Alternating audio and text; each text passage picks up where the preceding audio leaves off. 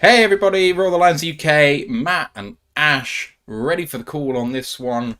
It is Thursday Night Football, live from Green Bay, Wisconsin, from Lambeau Field for the Lions at the Green Bay Packers. Ash, this feels like the biggest game in the Campbell Holmes era. Do you agree, and what are you expecting from tonight?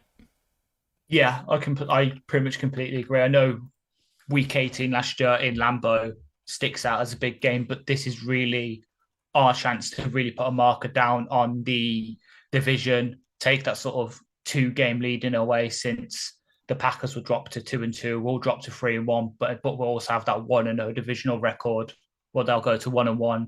So this is a real chance to sort of set our marker down now as we're here to compete. Nobody's going to get in our way. So yeah, that I agree with the biggest game. And yeah, what I'm looking for right now, I sort of got baited in a bit by our favorite Packers fan. I'm looking for Decker and this kind of rejuvenated offensive line with him back, so move back to right tackle to hold up against his Green Bay front seven because they're pretty damn good. So that's the key matchup is the trenches for me. Our offensive line versus their defensive line, and then vice versa because they've had some injuries. Obviously, today David Bakhtiari going on IR for the season with with a knee surgery. So Rashid Walker is in completely, and Zach Tom is playing, and he's been quite good for them at right tackle, the former Demon Deacon out of Wake Forest last year. So the trenches is a big battle for me. Many thanks to Mike the Marine, who has gifted a tier 1 sub on Twitch to Chrissy J, 40-year UK Lions fan. Cheers, Mike, and cheers, Chrissy, for watching. If you've got any comments all the way through the game, we'd love to see them. It forms a big part of what we do on these live calls, so we're going to be having a look at that all the way through the night and shouting you guys out, so don't hold back. Uh, Inactives and actives for the Lions. Kabinda, fullback, is out. So is safety Kirby Joseph, which is your same.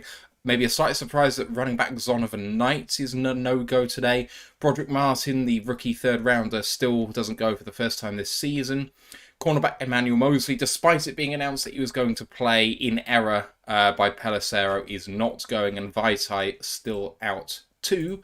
For Green Bay, inactives are wide receiver Malik Heath, cornerback Jair Alexander, safeties Anthony Johnson Jr. and Zane Anderson, linebackers Brenton Cox Jr. and Devondre Campbell, and versatile offensive lineman Elton Jenkins. Some really big names missing for the Packers, as you've alluded to, but some big ones for the Lions as well, headed by Kirby Joseph. Yeah, and I promise you, no one is more distraught at that than me. I am the big Kirby Joseph fan, and this would have been perfect for him. We know what happened last time Kirby played in Lambeau, and this would have been the perfect chance for him to continue on. I know Love hasn't been the most accurate quarterback so far this season, and he does like to take his deep shots.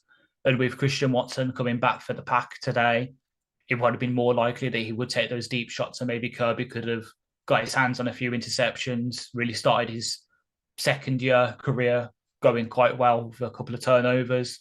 But instead, we got obviously Tracy there, Iffy, Branch is going to play a big role. And then we've got Brandon Joseph, who we've elevated from the practice squad again, who is a good coverage free safety as well, as shown by his years at Northwestern. So we definitely still got pieces in the back end. But yeah, it would have been nice to have Kirby here.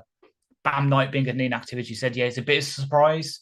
Maybe suggest we're going for more of a pass attack sort of approach, which I could back. But at the same time, with obviously Monty being back, maybe the team just thought Bam wasn't necessary, so he's going to be inactive because he doesn't really have any special teams value for us. So I can see it both ways. But yeah, for the Packers, Campbell was the big miss for me. He's their best run defender by PFF and also their best coverage linebacker. So Amon Ra, Sam Laporta, Gibbs, even Monty, these are guys that we can target over the middle now and really use and get pass games started.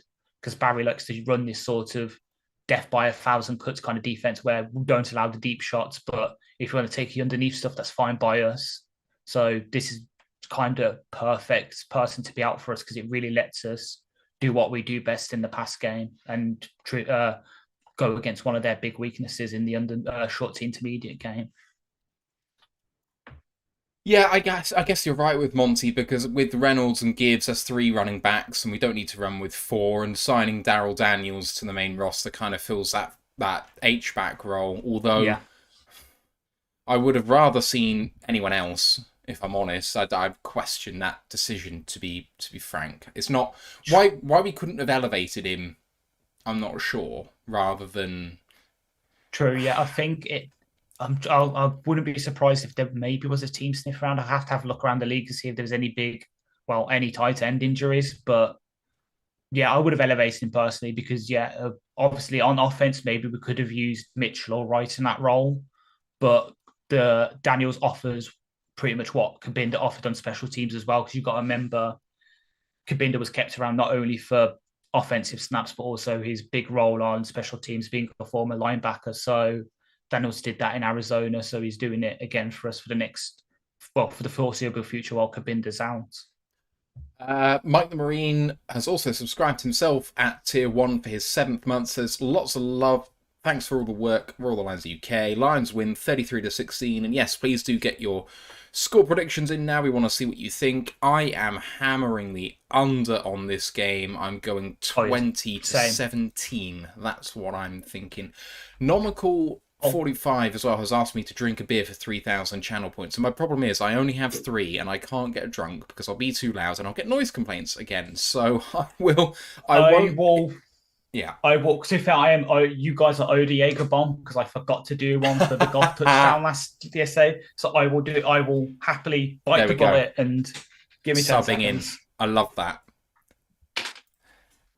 Yeah, old gentleman. Next door, I woke up my girlfriend several times, and next door said I had to wake up at 2, 3, 4, and 5 a.m. to hear him screaming. And if you watch game one, you will hear that sometimes the microphone doesn't even pick me up because I was going too crazy. So there we go. Derek, there are 2 tackles out for Green Bay, but Elton Jenkins, who used to play right tackle, now is their left guard, and he can play anywhere on the line. But technically, their left tackle and their left guard are out, even though Elton Jenkins can play right tackle. So it's semantics. Zach Tom would be their right tackle and is their right tackle, and he was questionable, but he's fit to play. Derek also says Laporta already has more career yak than Hawkinson. Lol. It feels that way. It really does. El Jedam says, I know a guy that does soundproofing. I might need to do that. Nomical says 24-13 lines. That would still hit the under. What do you reckon? You were going to say what you were saying, and then... Oh, I was going to say, because I've got my previous, I said 27-24 Lions. Mm. So I think that I think it's going to be a close one, as I say, but Nomical, hope this satisfies you. It's nice and cold as well. I've had the Jaeger in the freezer. Oh, nice. The first of many. Yes, let's hope so. I've just come off an 8-hour shift at work as well, so I will need the energy. So got a question from Derek saying, who's filling the guard spot that Tom shifted from? Now, that's a misnomer. Zach Tom is the right tackle, but you mean Elton Jenkins isn't going, and Jenkins was the left guard, and he's going to be replaced by Royce Newman. Royce Newman, yes, and then John Runyon will be the right guard, and they're both crap. Yeah, Royce Newman has earned himself 52 run blocking grade and a 61.3 pass blocking grade. He has a 97% pass block efficiency, conceding 1 penalty and 4 hurries so far this season. Ken just says, anyone have a shot ready for kickoff? I can't. I'm ill as a. I'm not entirely convinced I'm going to make it to the end of the game. So if we do disappear because I'm the one streaming it, I do apologise. I haven't got a heavy dose of COVID, but I've got some sort of COVID, and I've had to nap twice today. Not because I'm doing this, but because I'm just tired. So we'll see how this goes. Apologies if we bail early. I don't think so. GA2 Skip says, man, it's 2 a.m. in France now. I don't know how you guys do this every week. I mean, we're not going to do this every week. Yeah, it's only when we're playing, but it's the passion. It's what we do. We just, the adrenaline and the heart pumpingness of the games keeps us awake. Derek just said, so Aleem and Kaminsky and Bugs are going to live inside Love's jersey, is saying, if there's one place that the Lions can win big today, it's in the interior of the trenches. So this has to be a big game for Aleem and whoever's alongside him. I think that we'll see a heavy dose of Benito Jones. I think he's been the guy that's kind of shone so far, but we need to shut down that run. Our guest Peter alluded to the fact that he thinks if you can't run the ball as Green Bay in this game, that they can't win the game. And, I mean, you've got Dylan, who is mainly an interior runner. When you see him run to the outside, I mean, he's got 2.9 yards per carry or whatever it is, or 2.5. The guy's been awful this season. Aaron Jones is a different kettle of fish, but he's been injured for the majority of the season. He's obviously a bit more of a versatile back, can run inside and out, but we need to be strong across the line against the run, so you might see some bugs to do that, but I think Benito's a guy most likely to get sacks from the interior, and maybe we'll see a bit more of Levi too, but we haven't seen a huge amount of that. And in fact, you're right, I mean, kicking Kaminsky inside and seeing my guy, Romeo Okwara, I want to see a bit more of him, so... He could, but to be fair, he can kick inside as well. I think... I wouldn't be surprised, given I don't want to say that he's lost a step with the ACL, but if the team thinks he has, they will play him more inside on those passing downs because that's his athleticism will be less important on the inside because he won't have to sort of do what, for example, what Hutch did last week, tracking across the formation from one edge spot to the other to make a tackle. If he's on the defensive interior, it's a bit easier for him to. He has less space to cover on those kind of plays, for example. Mike Marie says, press enter Matt, please give him the strength to call a Lions victory and a speedy recovery. Appreciate you, Mike. My friend I went on holiday with fell ill this time last week, and she's still ill now, which is unfortunate. But, there we go. So we've got a clean sweep on game day kickoff, all picking the Lions. I did watch the picks being made by Locked On NFL Scouting, and they had a clean sweep in favour of the Packers at home. So there is big differences in opinion on the national media in terms of who's going to get this game.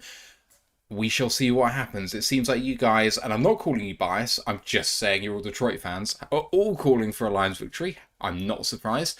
Tony White coming in with a super sticker at $10 as well. Cheers, Tony. You're fantastic. Appreciate you very, very much. That is going to go towards... Well, it's going to go towards a few things.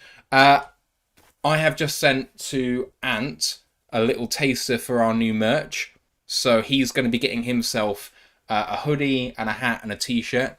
And if it passes his approval, I think we're going to buy it for all the guys and we're going to make our shop go live. So if you guys like the flag, or if you like the hat, or if you've got any ideas for merch things that we can bring out, I'd love to know, because we're in the process of doing all of that. And I mean, the biggest problem I have is trying to work out what in the hell happens for the international shipping, because it wanted to charge a minimum of $25 to ship to America, and it's like, really? That's harsh. And then I'm like, yeah, I probably have to pay that to ship things from America too, so it may put it out the reach of a lot of people, but there we go.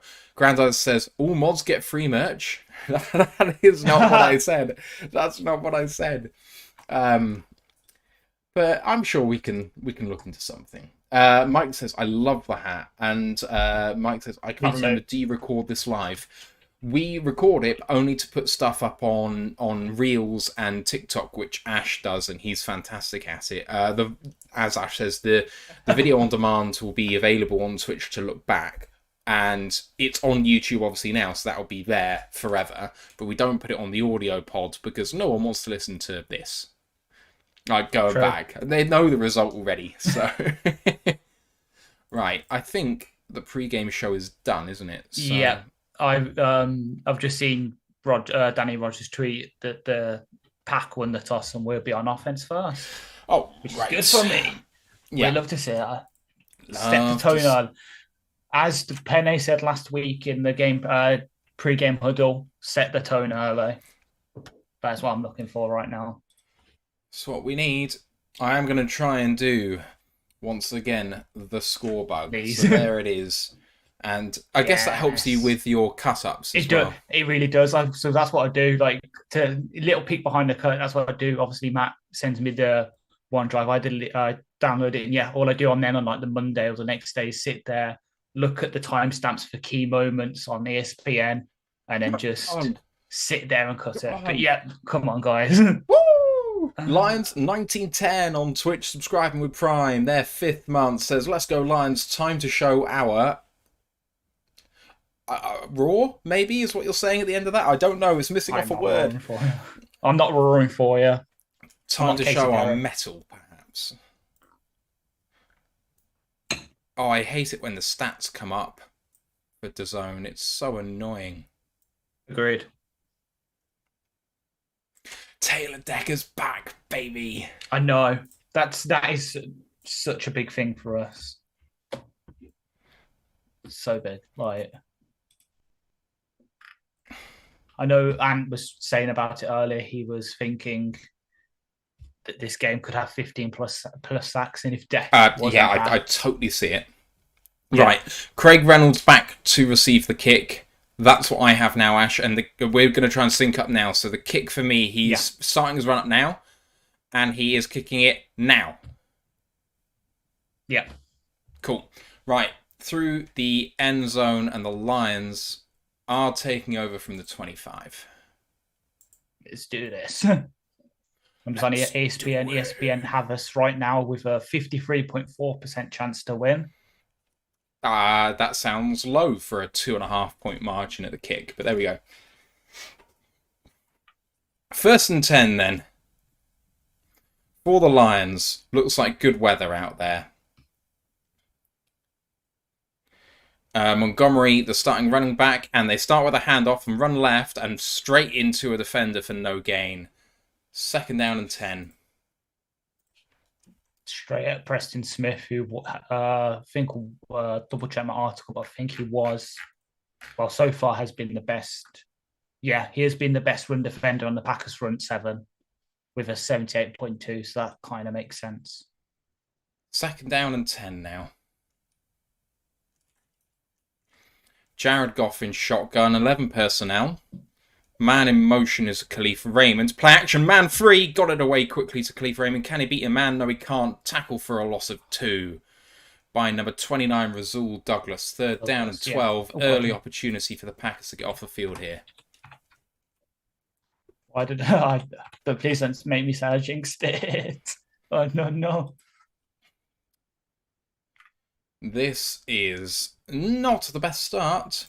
Officially 3rd down and 11, but it's a long 11 yards. 11, yeah. Goff, 13 seconds to go. Montgomery, no, that's Gibbs, sorry, coming in from the X to a slot position. Goff empties it out, and there's pressure in his face. Steps back, goes deeper, picked! Picked off by King. Not King, who's that? Ford. And out maybe at the 5-yard line. Awful start for Detroit. My word. Oh. Could not conceive of a worse start. Goff throwing off his back foot kind of looped it up and over as an intended receiver. There wasn't actually as much pressure as I thought, but a man fell at his feet and yeah, you could see where he was going with it, but just undercut by the receiver. The ball kind of hung in the air very easily. He went out at about the 15-yard line, so Packers instantly in the red zone. 13-34 in the first quarter. Goff is not going to be happy at that one. He'll want that one back. Bruce kind of called it on the DLP through the off-season. I think it was. God. Now with the ball getting flushed out and trying to escape to the right, and he's throwing it and incomplete. Anzalone in coverage against Aaron Jones. 2nd down and 10. Sorry to interrupt. As I say, all I was saying was like Riz called it with, I think it was Vinny Testaverde, who had a long stretch of not throwing an interception. And as soon as he did, he was throwing them left, right, and centre. Yeah, it's got to knock your confidence. 2nd down and 10 then for the Packers from the 15. It's going to be a big stand here for the Lions. They've got to force a field goal here. Love, empty, changes the play at the line. He's not got much time to get this off now. 3 seconds. Love calls for it and takes it. 2-step drop, looking deep. Oh, he's been sacked! He's been sacked. What interior pressure by Aiden Aiden Hutchinson. Hutchinson. Let's Oh, God. go. It's going to be 3rd down and perhaps 15. Let's have a look. What a play from It's Aiden. 19, I think. I think it was a 9-yard. Nice little stunt. He gets onto the right guard and he manages to hang on to Love's kind of neck area here. Gets him down. Come on, Hutch. 3rd down and 19. Big play. What we want more. 5 seconds to go. 5 wide again. They're bringing 4 only, and it's a quick little throw and tackle down. It's going to be 4th down and 11. And the Lions defense gets off the field after the interception, only losing 3. Of course, don't forget that the Packers will be starting with the ball in the second half, so it's not just the initial possession that they've lost in these 3 points, but it does mean that the Packers have the advantage of getting the ball back first in the second half too. So now the Lions need to make sure they have the final possession of the half, otherwise the possession game gets away from them a little bit. 100%. 34-yard attempt for Carlson. It is up and good. Sliding right a little bit, but was absolutely fine. Sorry, Ash. Just say what we needed from our best. Again, Campbell called out our best players on defense 2 weeks ago against Seattle and said we need more consistency from them. Well, Hutch has answered. This is like 3 sacks in the last 5-6 minutes of game time for him. When we've really needed him, he's stepped up and made plays. And carry on. Gentleman says Goff has usually bounced back from interceptions, going to need it here. Free Climb says we can't give away points and possessions. Mark Perez kind of makes the point that you did. Close to 400 passes and no interceptions last few games. What about 4? It's not been ideal. I think that might be 3, but I've been away for a week, so I'm not sure. 1 in game 2, 1 in game 3, 1 in game 4. In game 4, yeah. At least he's got it out the way early this time instead of because it was both ones were both in the 3rd quarter. Yeah, I mean he had some pressure in his face, but the man who actually had pressure fell, so he wasn't actually getting there. He kind of threw off his back foot, but down the middle of the field. When he did that to Amon-Ra St. Brown, he was throwing into one-on-one coverage in man-to-man, which meant that the person wasn't looking at him throwing, which was very safe. In this scenario, it was zone coverage, and the receiver just undercuts it, and it's quite an easy pick, actually. So, you say he gets out of the way early, but, for me, it's just sort of, does this get inside his head because it's so early? I hope not. Yeah. Let's say, to be fair, we're probably going to see a lot of zone anyway, but I think Goff saw the pressure and then went to Amon-Ra because Amon-Ra kind of is our zone beater. I'll have to look it up, but I swear that Amon-Ra has one of the best passer ratings for and PFF grades against zone. Yes, he does. So I think it was just So I think it's just I've got pressure. This is kind of zone defense. Let me get it to Amon-Ra, who's my best anti-zone kind of weapon, and just hope he can make a play for us. And it just didn't work out. Oh boy, this is going to be a long night if that's how it's going to be. I'm not looking forward to that if that's the case. So can we recover here? Oh man, that's nice. That fire, that looks cool. Sorry. Is it right? Right, kickoff coming up now for Anders Carlson once again. Carlson kicks straight down the middle, and it's a long way into the end zone for a touchback. 11:59 left in first quarter, and Jarekov returning to the field after that pick. And we see Brock Wright on the field. I'm glad Jonah's going. I didn't even kind of click to me that Jonah's playing until I just seen him just now. Teardrop Floyd saying just hopped on, Luck is on the way. I didn't realise that we'd signed Luck, to be honest. True. I think he's too busy leaning into the internet memes at games. Captain Luck. Right, Goff under centre in the weak eye, and Montgomery with pressure up the middle. Gains maybe 2. 2nd down and 8. Yeah. Stop running it at Preston Smith, please. Might be a second down and 9. It depends where they spot it. Second down and 8.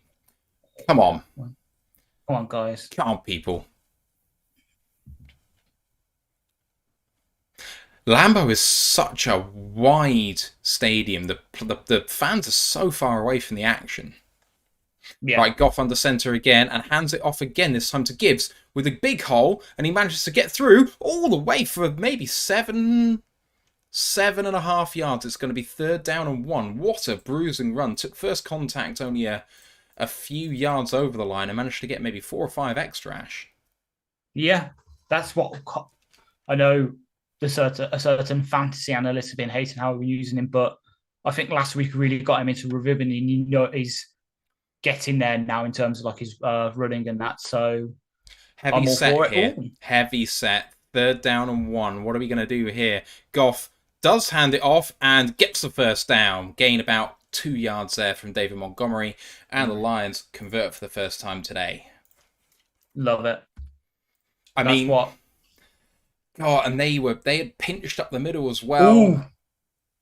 I don't know if you've seen it on the replay, you can see someone's going to strip the ball. You see Montgomery put his hand over quickly. He's realizing someone's going for the ball.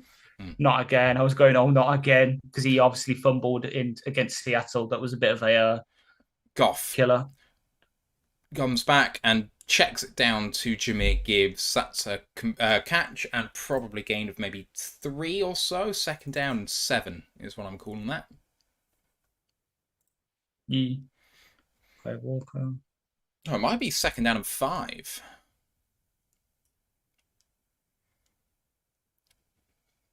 You have to set off. I think it's 4 or 5 maybe. No, they're saying 3. Damn it. I was right. 2nd down and 7. Goff under centre this time. Amon-Ra St. Brown in motion. Goff hands it off, running to the left-hand side, and Montgomery is held up. That's going to be a gain of maybe 2, and 3rd down and 5 coming up. Notice how conservative the Lions have got after this interception. A lot of run plays, only 1 pass play so far. Mark says he think limited work for Montgomery today, Ash? Potentially, yeah. But at the same time, we saw how much our offense, I don't want to say sucks without him, but quite a lot of our playbook is based around runs that he can do. So I don't want to limit him too much. Takes a snap, pressure, Goff throws and caught very well. And he's on his way. Sam Laporta all the way down to the 30, down to the 25, down at the 24-yard line. Sam Laporta, lovely catch with tight coverage and a big gainer for the Lions. 1st down and 10. I'll take it. I did say last week I have bought into Sam Laporta hype, and I have made him my tight end one. I've done that so much, I literally traded away Evan Ingram. Hopkins is now my only tight end, and I will take those 4 fancy points right now. But I know that DraftKings had him at over 44.5 yards, I think it was. Goff. He's got 35. Taking it, throwing deep. Man, wide open, touchdown, Detroit Lions! It's Amon-Ra St. Brown. Coverage, let's go! Yeah! And he does a Lambeau lead! Yes! We're back in business, people. What a play by Jared Goff and Amon-Ra St. Brown. Let's look at this again. Let's have a look. Amon-Ra St. Brown starts as the left-hand receiver. 29. That is Rasul Douglas. It's a little spin move where he kind of stops as if he's going to curl, and then he releases deep, and Rasul Douglas left on his ass as Amon-Ra St. Brown gets there. The PAT is just good, and it is 7-3. Detroit Lions lead. So happy. Amon-Ra, man. What a way to start.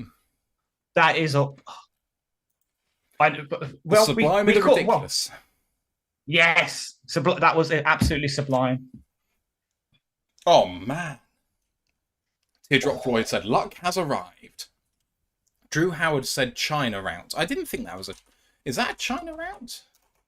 Have a look. No, that's not a China route.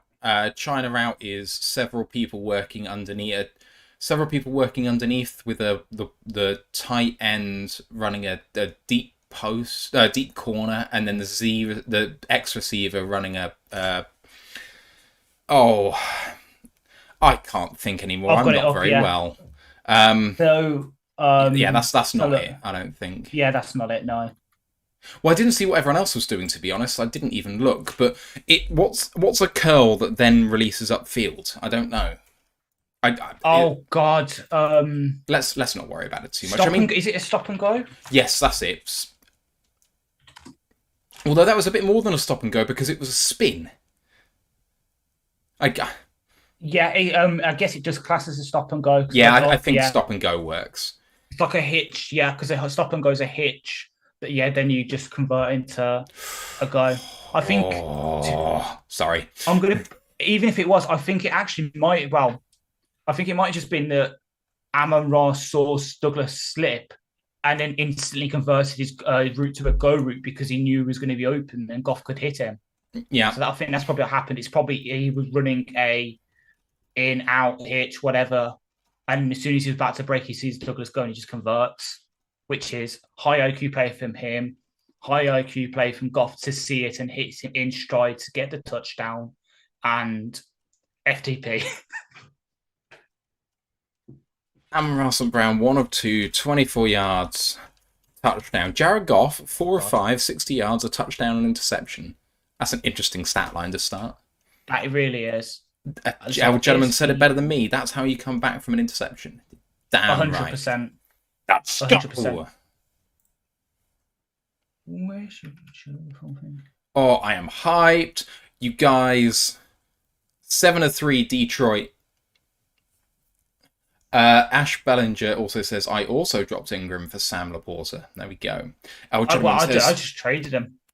Woo! I traded Ingram for who's not no Raiders wide receiver 2 right now.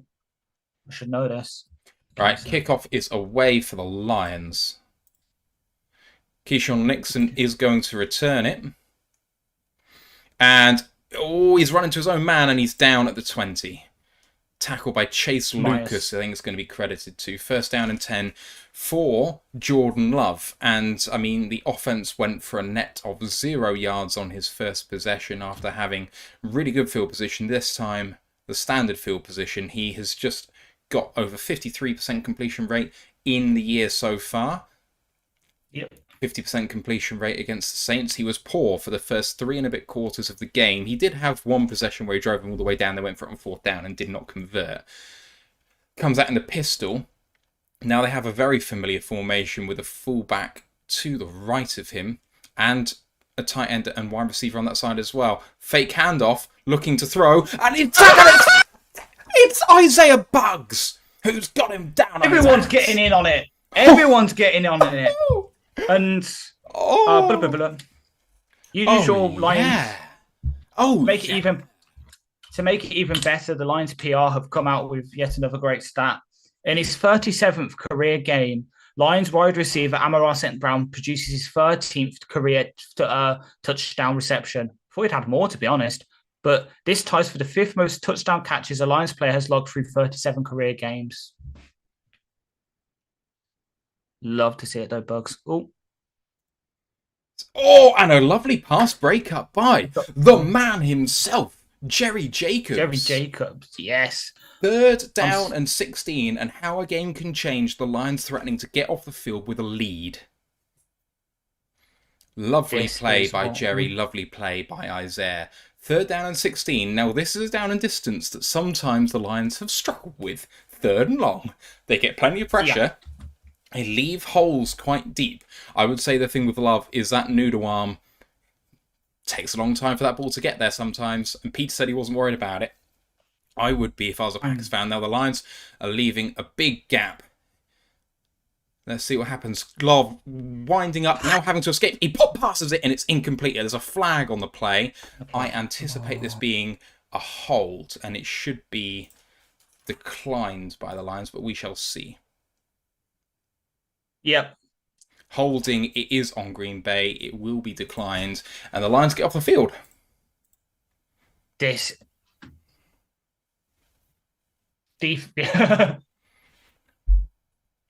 Sorry, Yeah, true. The Lions' defense is like that right now inside Love. Yes, 100% correct. let's go, people. 0-0. Jared Goff first pass intercepted, and fast forward 4 minutes, and the Lions up by 4, and the Packers are punting away. This is exactly what we wanted to see. Evening to you, Carlton Wood. Hope you're doing well. The ball is snapped, the punt is away, but there's a flag on the play, and it's a false start to set the Packers back even further. 4th down and 21 now. Matt LaFleur looks frustrated. I am so sorry for you, sir. Same. If you were FIP, would you go for a block? Yes. Okay. In short, would you? So, yes. I mean, I do think that potentially Raymond being back there at this sort of distance is threatening enough anyway, but we'll see. True, yeah. They are loading up for a block, but then they bail out. Oh, they almost got there. And good blocking on the left-hand side, but it's a great punt. Raymond does get some room, and he's got away from one, and he gets tackled down. Oh, the 45-yard line. That's a big tackle from, I think, Isaiah McDuffie, potentially. Yeah, Isaiah McDuffie, yeah. 7-10 in the first to go. Lions lead 7-3. Looking at what we got so far in the box score. Jared Goff, 4 of 5, 60 yards, a touchdown interception in the running game, led by Jahmyr Gibbs, 1 attempt, 7 yards. David Montgomery, 4 attempts for 6 yards. Receiving wise, Sam Laporta's big game just before Amon-Ra's touchdown was a 35-yard completion. Amon-Ra St. Brown, 1 of 2 for 24 and a touchdown. The Lions have 2 sacks in 2 defensive possessions. Isaiah Buggs and Aiden Hutchinson coming up massive for the Packers. Jordan Love. 1 of 4 for 9 yards, but with 2 sacks, has net yardage of -6. In the receiving game, Dobbs is the only one who's caught a ball, 1 of 2 for 9 yards. They have not rushed the ball yet, and they've had 2 possessions, one from a short yardage situation, from near the goal line, so don't know what they're doing. They have 1 tackle for a loss, Rasul Douglas early, and the interception was indeed by Rudy Ford. L. Gentleman says Love looks skittish. I mean, if you've watched a bit of Love this season, yeah. He always looks skittish. This is just who he is. Mike the Marine says blowout, brothers. Mile Mark says looking good. Yes. Tony White says you guys are 3 or more players behind me. I would usually change the broadcast, but your reactions are priceless, so I'm staying. Appreciate you, Tony. Thank you. Sorry. If you have a pause button and a DVR or something, I mean, if you're watching on Amazon Prime, I'm sure they must have a pause button. You could try and sync it up, but I don't know. Whatever you want. I mean, if you like watching the coverage and then listening to the reactions, then I guess it kind of works very well. Ash, feels pretty good right now. Yeah, especially since the Packers fans are so frustrated. I don't know if you'll see it on Twitter. Supposedly, one of the Packers fans poured beer on Amon-Ra during his Lambeau leap. Right. And yep, so he's probably gonna get a stiff talking to from whatever the American version of a steward is, because that's just not right. Like, I know he's an opposition player, but you don't. There's lines, man. Also, it's just fun. It just Love does. I love the description of Love as skittish. He does. He looks like a newborn foal.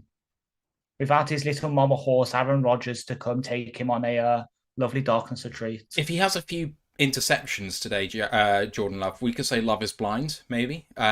Hey! Anyway, Jared Goff handing it off. No, play action. He pulls it, and he's going deep to the right-hand side, overthrows that for Josh Reynolds. Incomplete, 2nd and 10. It's fine. I can accept that. No, just not a net. It's not a net negative play on first down. Ball's kind of getting away from him a little bit, though. I've seen it a couple of times this season with his overthrows. It looks like the ball's not quite coming out of his hand right. Yeah. Don't really know what you can do about that, but there we go. Hello, Brad. As they showed Brad, did you see the photos of him? He went to all the Lions fans in the crowd. Yes. Took photos with them for him. Goff hands it off to Gibbs on a pull, and he's found a gap, and he's got Ooh, about 7, and he's got people 7, pushing yeah. him from behind. So they stop the play dead, though. 3rd down and 3 coming up. Really nice run by Jahmyr Gibbs, who looks to have found a step compared to early last week. Yeah. Well, it helps that we're ooh. Who's getting the ankle wrapped? I think it's John Runyon, they just said. Yes, their right guard. I was gonna say, but yeah, it helps that we're getting Gibbs going off tackle, sort of outside, letting him sort of get up to speed because that's his big thing. Montgomery's obviously more of a the bowling ball, as I keep calling him. Empty set here. 3 receivers to the left, tight end and wide receiver to the right. Goff 2-step drop, throws it, guns it to Josh Reynolds, who falls over, continues to go, not touchdown at the 25-yard line. Now the play will be whistled dead. Massive gainer for Josh Reynolds. Really, really nice play. Yep, and again, as you see, that was just getting Reynolds going across the middle. I did say about this intermediate part of the field being key here. Lions rolling again. It's like a sort of, oh God, what's the name of that concept? You could see it sort of layered concept. You have Reynolds, not Reynolds. Reynolds going on your sort of like a 15-yard in, but then you have Laporta going on a shallow crosser as well. It's just drawing the linebackers and then Goff hit whoever was open. Gibbs in motion and Montgomery to the right-hand side off tackle and gains about 8, 2nd down and maybe 2.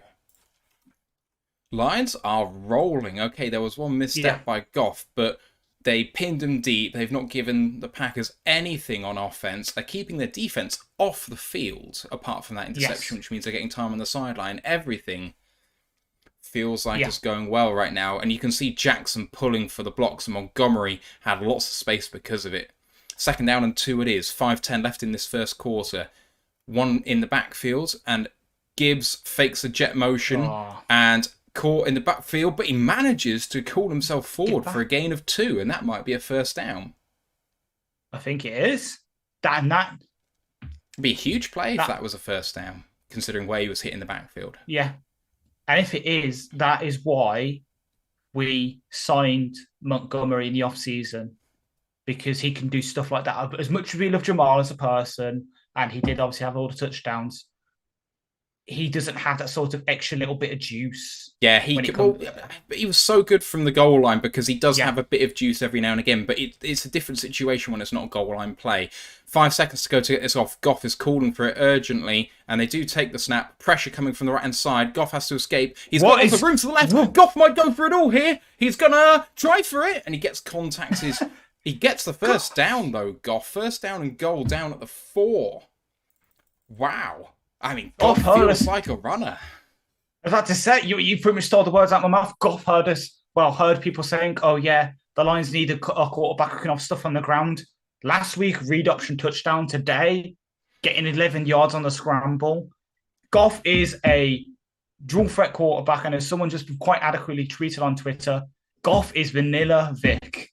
1st down and goal from the 4-yard line. And handed off to Montgomery, going up the middle. No blockers in front of him, and he's held up for maybe a gain of 1, 2nd down and goal. Yeah.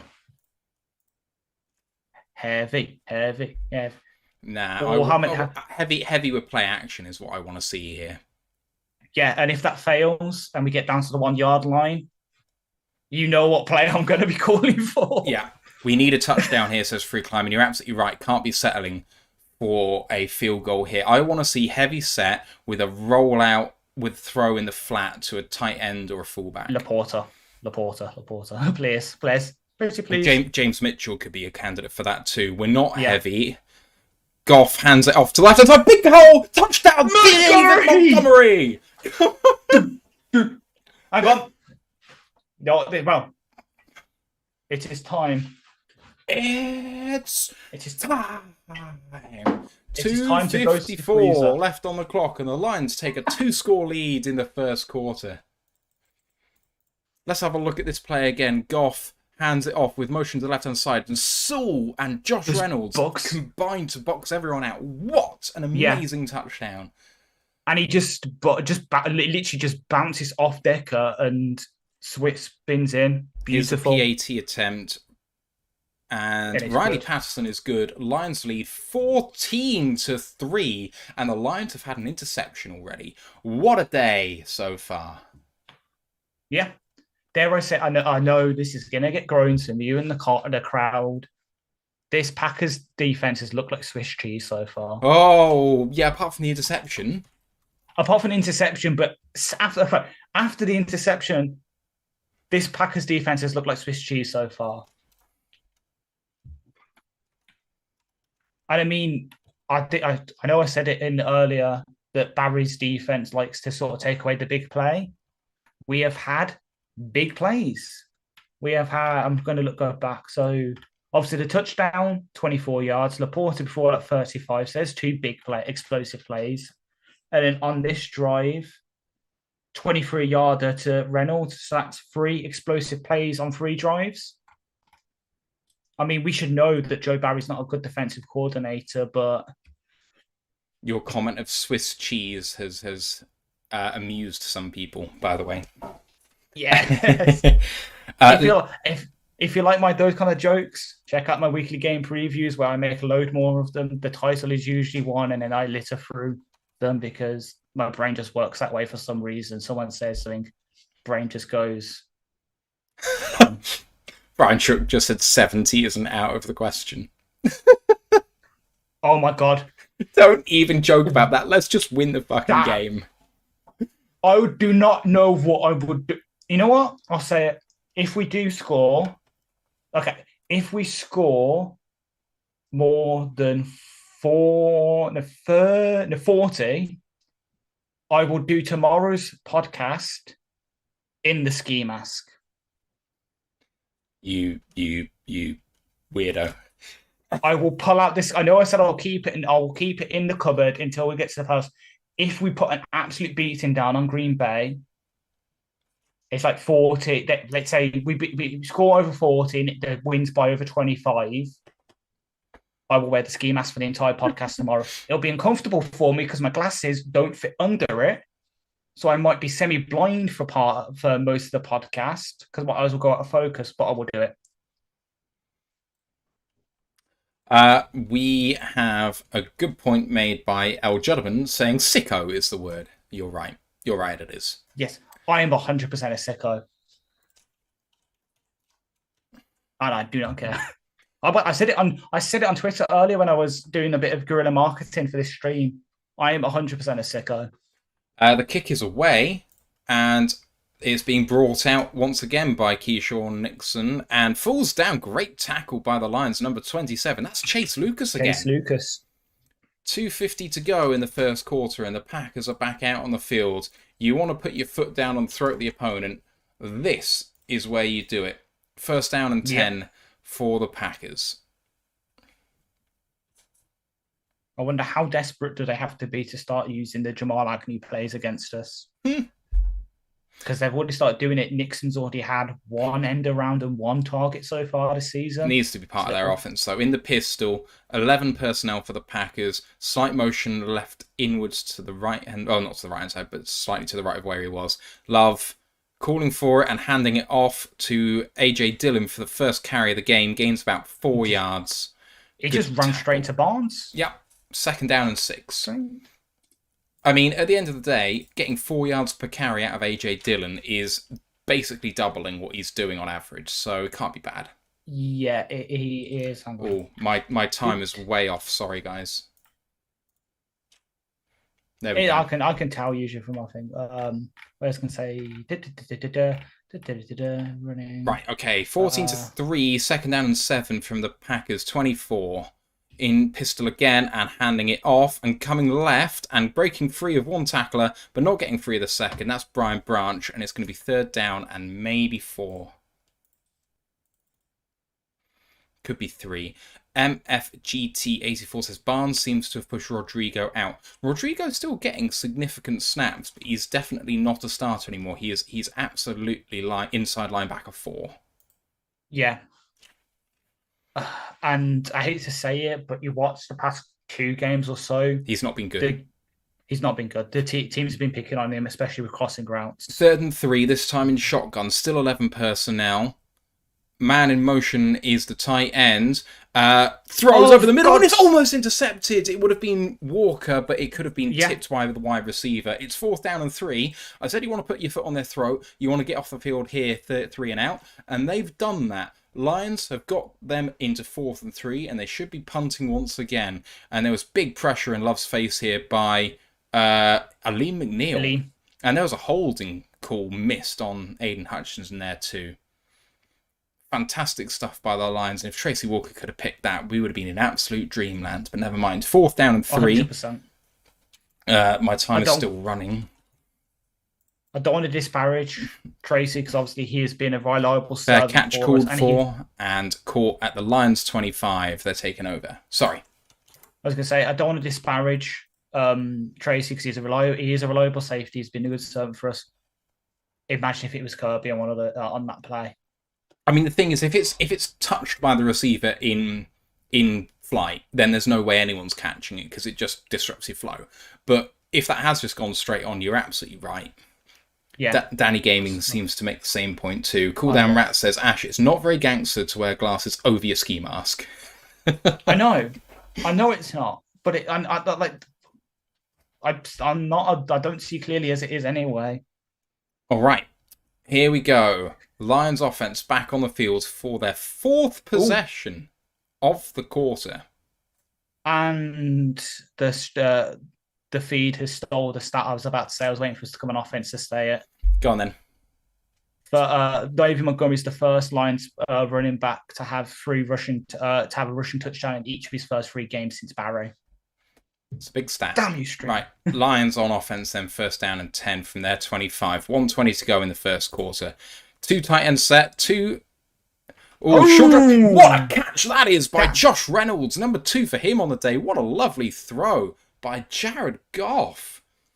2-step drop, timing route to a place where only his receiver can get it, and a one-handed catch by Josh Reynolds and a big 1st down. Get it the way down to the 49-yard line of Detroit. So that's another... It is... It's a matchup that they really like because he's up against Corey Ballantyne, who was called up from the practice squad by the Packers for the 2nd straight week. And he was also banged up at the end of that game. 49 of the Green Bay Packers, actually. In shotgun, Jared Goff, and he... What? Oh, reverse to Khalif Raymond. Reverse. And he's got to go all the way. Could he go all the way? He's going to burn him. And he has been caught from behind. What a gainer. Love it. Khalif Raymond with a gain of about 35 yards. What a play by the Detroit Lions. I love that play design. So Jared Goff, it was in shotgun with the running back to the right of him, handed it off, and who handed it off back to Khalif Raymond. Saul had got out in front there, and all the way down to the 9-yard line. It's 1st down and goal.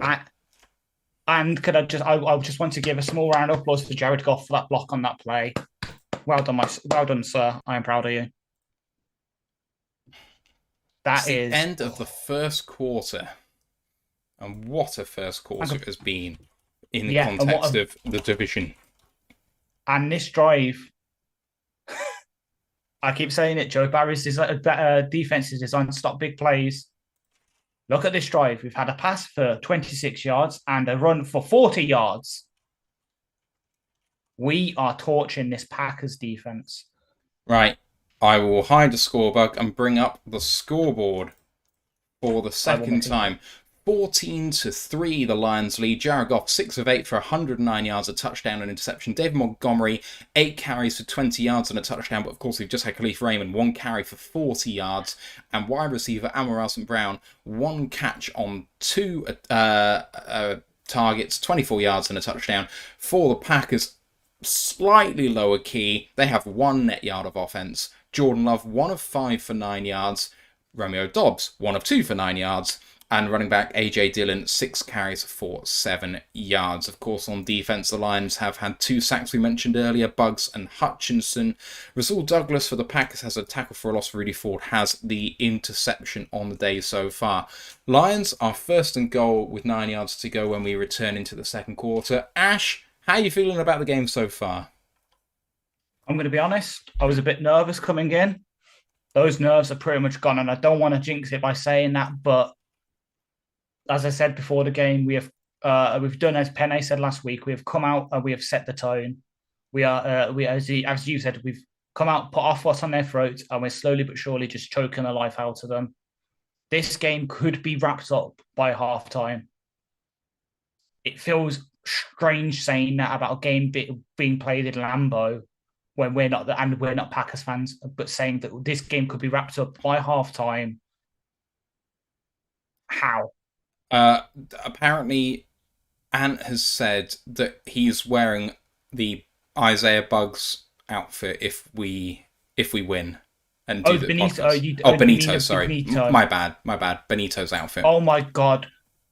Well, surely, see, guys, surely this is worth watching tomorrow's review show just for Ant dressed up in whatever Benito was wearing. Well, I know it was referencing Vince Wilfork, but whatever he was wearing earlier, and then me wearing a ski mask and pretending to be some former gangster for a review podcast. Matt is going to be the sane one. Aren't I always? Big Aries said, "Can you get cowboy boats?" I'm pretty sure he means boots and hats in the UK. I'm pretty sure that the hats are definitely existing, but I don't know about the hats. I can literally go to the dress up shop in the city centre tomorrow and get one. Under centre and quick throw. Sam Laporta, and he keeps fighting for 5 yards all the way down to the 4-yard line of Green Bay. 2nd down and goal from the 4. I'm going to go back and quickly. Time of possession stats. I do have time of possession stats from ESPN, and at the moment it is 10 minutes 45 to Packers 4:15. Right. Here comes Goff on 2nd down and goal in shotgun with Montgomery beside him. 2 receivers to his right. Goff, 2-step drop, quick throw, and Josh Reynolds stumbled on his quick out and so couldn't get his head up in time. It's going to be 3rd down and goal. Oh. Danny said if we get a touchdown, Matt has to chug a beer. No. I'm not risking it. I can't afford it. 3rd down and goal. My kitchen too much. The Jaeger bomb is sitting ready and waiting. 3rd down and goal for the Lions. 14:22 left in the 2nd quarter. Goff calling out the mic. He's in shotgun in 11 personnel. Man in motion is Reynolds. Takes the snap. Goff looking left. There's pressure in his face. He tries to spin out of trouble. Then he has to chuck it away. It was very high when he chucked it away. There is a flag on the play. It's probably going to be holding.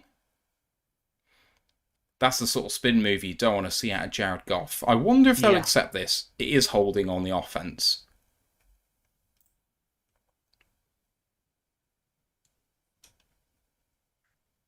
And they have? They have accepted the penalty. This is interesting. Lions get 3rd down and 14, and they are only 18 yards away from a touchdown. Let's see if the gamble pays off. They are willing to risk a worse chance for the Lions at 3 to give the Lions a chance at a 1st down or a touchdown. Interesting choice. It really isn't. There was no one free for Jared Goff, and at that point he should have thrown it away straight away. It really is interesting because one of the things that offenses commonly complain about in the red zone is they don't have enough space to work. This has given us that little extra. It just opens up our playbook a tiny bit more. It's from the 15. Goff looking, sidearms it and not caught, unfortunately. So it is now 4th down and goal from the 15-yard line. And that's Marvin's first target in just over a game. Yeah, I mean, it was a really hard one to even get. Goff with a lovely sidearm throw. It looked like he even underarmed it a little bit. 20. Who's it? I mean, Rudy Ford did not look happy. The other thing about accepting that penalty is that you're putting your defense at risk of conceding a flag, which is going to give the Lions a new set of downs. So you're also putting that out there too. Right, here's Riley Patterson for the 33-yarder. It is up and good. Lions lead by 14, 17-3. Ash. Loving it. It's okay. The drive has kind of stalled out after 2 really good plays coming out the 1st quarter, but as you say, we're up 14 points now, 2 scores. We're really starting to put the onus on the Packers. They're going to have to start getting a bit more, well, they're going to get a bit more desperate. They might start reaching on some stuff, might make some mistakes. As we saw there when Rudy Ford was coming off the field, he was shouting at one of the coaches. The Packers aren't happy. They've been rattled right now. So we just got to use that against them. They've been rattled and they're making bad decisions coaching-wise as well. There's no circumstance where you should be accepting that. The Lions probably are not going for it on 4th and 4. It's just a little bit too far. And frankly, 11 points up, they shouldn't go for it. If you're down by 6 late in the game, yeah, maybe they go for it, but not in that circumstance. And so by accepting the penalty, you're putting your team in jeopardy. It's a really poor decision by Matt LaFleur. And I don't pretend that I'm a head coach of a football team, but I would wager I'm a better decision maker sometimes than some head coaches, personally. Yeah, so right, I think we might be experiencing what I'm going to call the Pete Carroll effect. So we saw when we played Seattle, Nixon returned it from 6 or 7 yards deep and only gets up to the 21-yard line. Idiot. Interesting choice. Yeah, so saying we saw when we've played Seattle the past Flag couple on the of times. play. Sorry. Oh, I forgot. Yeah, I'll wait for the flag to come in and I'll finish my thought. Sorry. Yeah. It's fine. It's not your fault. It's not your fault. It's a late Someone's done something flag. bad. Holding on the receiving team sets them back 10-yard penalty. In fact, how do they... on a kick, when it's received, say, at the 20, it's just a 10-yard penalty. But when it's received in the end zone, I guess it comes back from the 25? I don't know. Yeah. Weird. Anyway, sorry. I was going to say, so I'll say it quickly before Love hopefully makes his play. We've seen the Pete Carroll effects where we've sort of seen the past couple of times that we've played Seattle, could they be more aggressive going through in situations? I think we've seen that here. Love, play action, looking down the middle. Jerry! By Jerry Jacobs! He's going to run down the field. He protects the ball. And what a play by the Lions! Get in my house! Just go! It's the number. I know people didn't like the number change. It's the number change. Right. I know it's for touchdowns. Oh my word. Chin chin, guys. So Love with a play action, a decisive throw across the middle. Anzalone got his hand there. And Jerry, that is a heck of a pick, mate. Getting your hands up there that. Anzalone gets his hands on it. Walker lays the hit on Watson to make sure he can't go for the ball. Jerry gets it. Here's to the death of the Green Bay Packers. First down and goal from the 7. Lions ready to go. Goff. Running play up the middle. That looks like a illegal block, but we'll see what happens with that. 5-yard gain. Second down and goal from the 2. All hail the new kings in the north. Danny Gaming saying stomp them. I mean, we are curb stomping them right now. My word. Second Lions, goal. Second down and goal from the 2. Goff. Under centre. Hands it off again. Montgomery touchdown, Detroit Lions. They have 20 in the first half. Oh my word. Oh yeah, we have 23. 23 yeah, with 23. the PATs come. Let's go. Well, we said it earlier. Biggest game of the season. 70 burger, baby.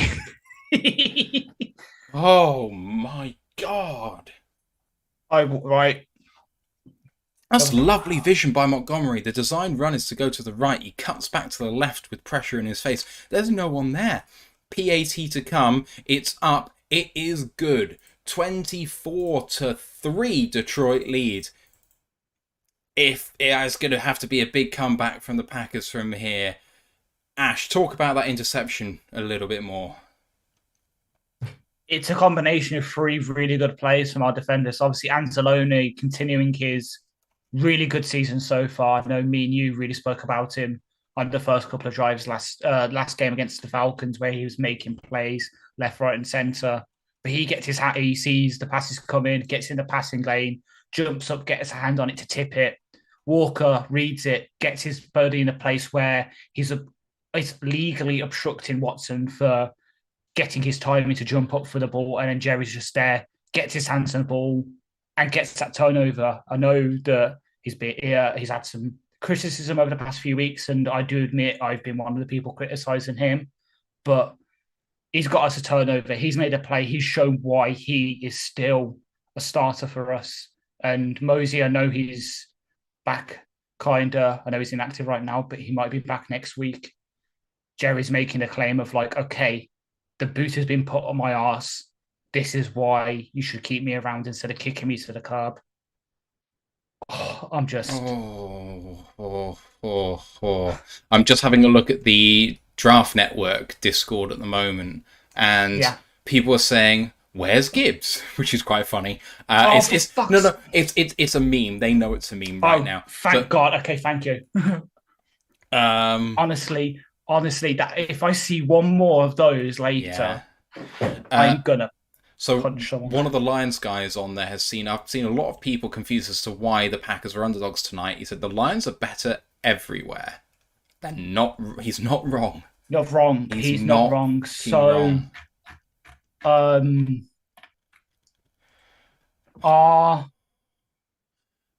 defense. Okay. There's someone in the chat who's just said they've got Lions to win by 14 points or more and an Amon-Ra touchdown bet, which looks really good right now. Good, yeah. Dude can probably cash out now. Yeah, well, I don't know if cashing out's a thing in American betting, really, but it depends who you bet with, I guess. Yeah. Oh boy! Oh, my time is counting down still. Sorry, guys. It's well, I've got enough reactions from us to probably find all the plays. Michigan Realty's in the chat saying, "I can't believe I'm listening to this accent cheer on American football. I'm not sure if something's wrong or if I'm doing something right." And it's like, can we get these guys a visa? You are 100%. You are 100% doing something right. And finally, we forced Keyshawn Nixon to take a touchback, although I'm not actually sure that's ideal. If you can pin him back about 9 yards deep and dare him to return it, that might be fun. Fletch Lives Daily says, "Love these Lions." Ken Button says, "Cashing out works on DraftKings." Mike the Marine says, "Wow, 24-3 with 30 minutes to go in the second." And we had L. Juddman saying, "I'm going to go and check in on the Grossi posse." I mean, do I dare poke the bear? No. Oh my God. Don't poke the bear. It's not worth it ever. Right. Packers have the ball now, and it's 1st down and 10, if I correct my thing. Pressure. And Love hands it off to Aaron Jones. Gain of 5. 2nd down and 5. First time we've seen Aaron Jones in a while. He was on the field, but didn't actually touch the ball. I think that's his first touch of the game. You've got a lot of people saying poke it. For context, people who watch the podcast a lot will know what I mean when I say that. There's a certain, to be fair, you guys probably have heard of him because he did get a lot of slaughter the past couple of weeks ago from Lions fans about his takes. There's a certain Packers fan who believes himself an NFL analyst. I used to watch. Ooh, what a play! Sutton. TFL. Jesus. Branch hit Love. 3rd down and 7, big TFL. What a hit! I hope Branch does hit Love. He's absolutely balled out. He deserves to have a bit of romance in his life. Bit of a risky hit to Love late, but oh well. I mean, I do love that. I've just seen the replay of it, and it's just, he sees the things guys like, yo, fuck you, I'm here. I'm just like, shut the fuck up, go away. Also, 3rd down and 7. Sorry. Oh. I'm still. We'll wait for the play, then I'll say Love, a bit. 2-step drop, throws to the right, and lovely pass breakup by Brian Branch. Lions defense gets off the field again. 4th down and 7. Sorry, Ash. I'm happy again because obviously they've just shown Glenn on the sideline. His playbook is still small. Thank you, Glenn, for learning from last week and seeing that you just keeping it simple, having a few play calls you can trust is going to work. That's actually made me kind of. Here's the punt, and the punt is away. And a good special teams play by Green Bay again. Khalif Raymond tries to spin out of it, and it does. Beats one, beats two, beats... No, it doesn't beat the third, unfortunately. Doesn't beat the... That's McDuffie again. Gets it out to the 30-yard line of Detroit. I've got my door open. It's so hot in here. Sorry. I was about to say, well, I can't have mine open because I think it's still storming over here. But the Packers fans are already booing. It's with, and I've just got to double check team stats, but I've just seen a tweet that says that the Packers are averaging. Yeah, the Packers are averaging under 3 yards a play. I'm going to have a look at Green Bay's results so far. Green Bay have scored 38, 24, and 18 points. That is an average of 26 points per game, meaning a field goal for the Lions in this possession would be greater than their average score. Yeah, they've averaged, this is because I've got obviously my game previous to do the little tables, 26.7 points per game, which is 8th in the NFL. Our defense averages 20, which is tied 14th for the NFL. And for our side, we average 21 points a game, which is 15th. We've already beaten that. And the Packers average 20.7 on defense, which is 13th in the league. We've already beaten that. This is exceptional. This is unbelievable. Entering today, David Montgomery had 2 rushing touchdowns in 7 career games against the Packers. He's already matched that before halftime tonight. Jordan Love has completed 1 of 7 passes. Yeah. And I think because of the sacks and that, for every pass he completes, he's averaging minus 0.7 yards. So, yeah, per pass. So he's literally, every single time he throws the ball, he's technically throwing it backwards. Detroit is correct. It's 0.3 yards per play when you take into account net yardage because of the sacks. Yep. We've got nearly double their time of possession. They've had more penalties on them. That's surprising. Oh, right. Danny Gaming says Branch and Carter are going head-to-head for D-Roy. They really are, because Carter's been on fire. You can't say that he hasn't been, but Branch has been exceptional. And you know what's a harder position to play in the NFL year one? It's definitely nickelback. Yeah, definitely is. Goff, play action, man in his face, but he chucks it over him to Amon-Ra St. Brown. Beats one man and gets the first down. 10.5-yard gain. Lions are rolling once again. Last week, Hutch did the stanky leg as a sack celebration. This week, Amon-Ra St. Brown does the stanky leg to get some separation to get the first down. Big Aries just said, let's get Gibbs that TD. I do want to see Gibbs get a bit more involved here. Like, we seem to just not be scheming him up things, which is weird because they said they would. And, I mean, they don't have to do what they say they're going to do. But he doesn't get the ball as much as I thought he would. Goff in the I formation here and does hand it off to David Montgomery. Beats one man. Can't beat the second, but it's still a gain of just over 5. It's a flag on the play. Flag on the play.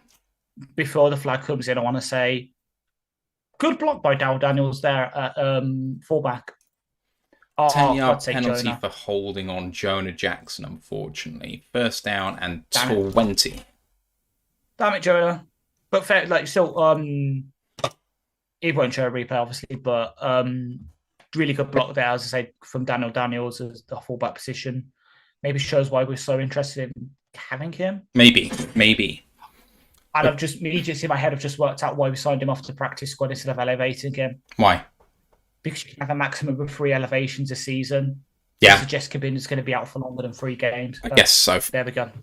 Goff takes a snap and hands it off to David Montgomery. Gain of 2, second down and 18. Don't know why that just came to me. It just did. But yeah, again, good little play fake from a Goff there as well afterwards. Oh, no shins. Danny says, how often do you say Montgomery beats one man every time he touches the ball, he suggests? And, I mean... Yeah. Grant, as I said, I thought Oh, Matthew's ill. He has recovered. He is healed. Believe me, I am sweating like a pig. It's not ideal in here. Never mind. 2nd and 18 from the Lions 32. I'll In have a look. shotgun, Goff, 3-step drop, pressure in his face, manages to throw it away, but gets hit as he's throwing it out of a sack. 3rd down and 18. He looks okay. He looks okay. Nice. I'm going to look up for argument's sake. Force mistakes. 3rd and 18, and I don't want to see anything risky here whatsoever. Up by 21, and we're in a good position to punt here. So let's draw this maybe. Draw or something that just relies on yards after the catch.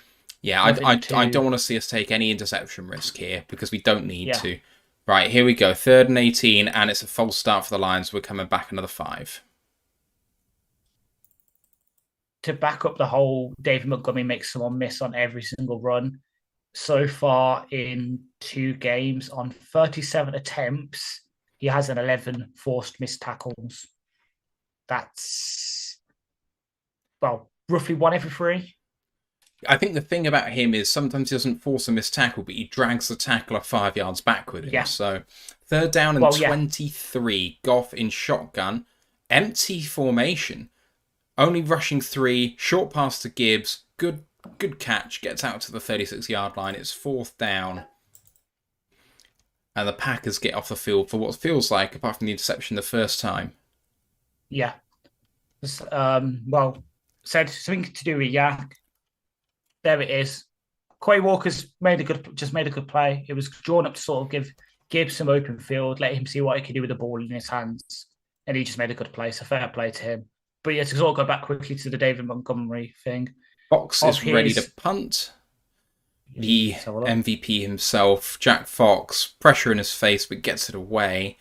And short-ish kick. Bounce. Oh, it's been touched! It was touched, but it's been fumbled around! Oh, the Lions should have had it. They just got it. The Lions should have had it, but the Packers have it. Oh, it was so close, but the Packers have it. What is the receiver? Does the receiver wave for a fair catch and then it bounced? He decided to catch it then, but couldn't. Have a look. And the Lions... it's Jaden Reed! Damn it, I was going to say some good things about him, how he's been a better returner, yeah? And then but the Lions player tackled him instead of going for the ball. Then the Packers players tackle each other. The Lions had 6 guys in there before the Packers had someone, but the guy on the ground was... Chase Lucas tackled the man. Yeah. Then Lions players just pile in going after the Packers players, but don't actually go after the ball. Oh, the Lions to be fair, I think Campbell and Wright both go for the ball, but because they're going different directions, they tackle each other. 1st down and 10, but what an absolute disaster from the Packers. They get the ball back at their own 8-yard line. Bigger. To say quickly on the Montgomery, because I got it up. Of his 3.8 yards per attempt so far this season, 2.65 have come after contact. There we go. Love. Play action. Man in his face is Hutchinson. He's been held. He's going to get...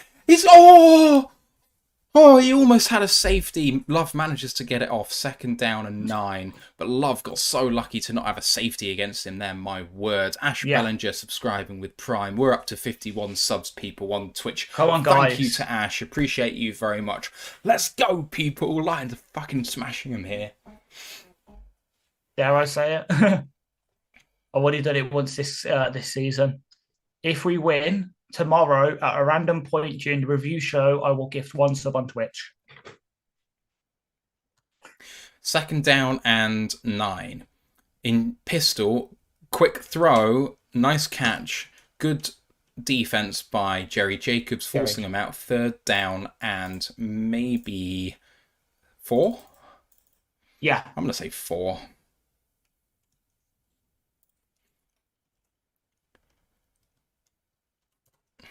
To give Packers equipment guys some props, I do like Matt LaFleur's hat. Don't have to give them any cigars whatsoever. True. I'm just a hat guy. It's quite nice. But let me move. 8 minutes to go in the first half. 3rd and 4. Jordan Love brings AJ Dillon back into the formation. Trips to the right-hand side. It's a false start. Yeah.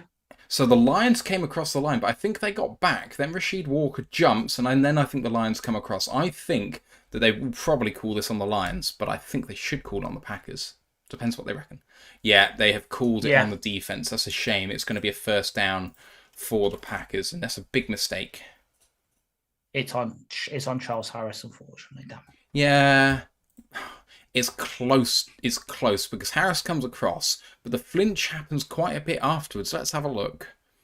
Harris goes, and yeah, Jerry didn't get back. So Yeah. Harris was the first to come across, then Jerry came back afterwards. Love Well, now, first, fresh set of downs, first down and 10 at the 19. Love under centre, and he hands it off. And Ali McNeil with a huge tackle for a loss. How did he get there so quickly? I was gonna say that was Green Bay's first down conversion, like first turnover, like first new downs, and it came by penalty. Oh, it was a pulling defender, and they just completely miss him. Chris EJ, 40-year UK Lions fan who got the gifted sub, just says, "Hi Mike, thanks for the sub. Great night so far. Glad you're enjoying it, Chrissy. Thank you for watching us. Thanks for Mike for the gift. Second down and 13 it is for the Packers. Come back into that very familiar formation that they run. Love looking right. He's going to get sacked again. And it's Aleem McNeil. It's Aleem. Back-to-back plays. Aleem fucking McNeil. Can Aleem McNeil now finally be fucking higher rated than that stupid? I'm going to trigger some Michigan fans here, but like the Michigan for the D tackle Cowboys took. Marcy Smith. Thank you. Can he finally be fucking higher rated than Marcy Smith on Madden, please? No, he can't. But 3rd and 21. True. It's never happening. But Aleem McNeil's having himself a day. Jordan Love sacked three times in the first half. And 3rd and 21, running down here. 3, 2, 1. And they almost false start, but not quite. Love in the end zone. Throws it to the right-hand side. Caught well, but out of bounds. It's 4th down and about 6. And the Lions are getting off the field once again. Well, it just showed it on the broadcast, but for people who didn't see, this is the first career game for Jordan Love in the NFL that has been sacked more than once. And we don't look like we're going to stop. Exactly. I'm just looking now because I know today was ratings upstate day. McNeil is having himself a career day so far. 4th and 5. The punt is away. The Packers just look awful, don't they? Fair catch called for by Raymond's quite late at the 24-yard line, and the Lions take over 1st down and 10. I have no idea how much time is left. Show me 5:34. 5:34. Yeah, 5. Yeah. I'm just looking now because I noted Thursday's Madden update. Right, racing update. Hutchinson's now 84. Gibbs is up 1 to 79. That's good. Branch has gone up 2 this past week. So Sutton, he's there both 78. Glasgow's up 1. Okay. I'm just looking for McNeil up 2, so he's 74. Let's have a look. Compare McNeil. Just trying to correct all of my stats before I show you guys what the score is, and I think I am ready to go. So let's bring up the scoreboard. 24-3. It's not quite ready because that hasn't updated. There we go. Goff 9 of 14, 133 yards, a touchdown and interception. Montgomery 11 rushes for 29 yards and 2 touchdowns. Amon-Ra St. Brown 2 of 3. I haven't updated Amon-Ra. Beg your pardon. 2 of 3 for 34 yards and a touchdown, and then Jordan Love 4 of 10 for 31 and an interception. AJ Dillon 3 carries for 4 yards, and Romeo Dobbs 3 of 5 for 30. Sorry, Ash. I've just looked with this week's Madden ratings update. Lee McNeil has finally one rating higher than Massey Smith. It happened, guys. It happened. I can end my crusade for now. Fletcher Lives Daily is just a great broadcast tonight, guys. Lions need to play clean and move this ball, no stagnant. Michigan Realty just said, just shared you with local Detroit news sporting journalists. I'm so shocked right now, but I'm determined to make you guys famous here in Detroit. Well, thanks, Michigan Realty. Please. I mean, I'm pretty sure there's some people in Detroit talking about us, because I've heard that some people are telling their friends about us and they're like, oh, who are these British guys? So we're hoping to make some waves when we come over for the draft. It's going to be an amazing, amazing thing. Amir Vasquez as well, first time commenter on YouTube, if I'm not very much mistaken, is hey broskies, big fan of you twos, ha ha ha, very fuego content. Appreciate you, man. Thank you very much. Thank you. Mile Mark 3, I want to say Michigan, Detroit, UK, yay. That's what I'm all about. Teppo Kortelainen, one of our longest tenured fans on YouTube, saying, I'm having a real identity crisis as a Lions fan. I'm not stressed. I feel confident. I'm actually enjoying myself. All of these weird feelings. I appreciate you. I know how you feel. I know how you feel very, very much. Yes, Teppo.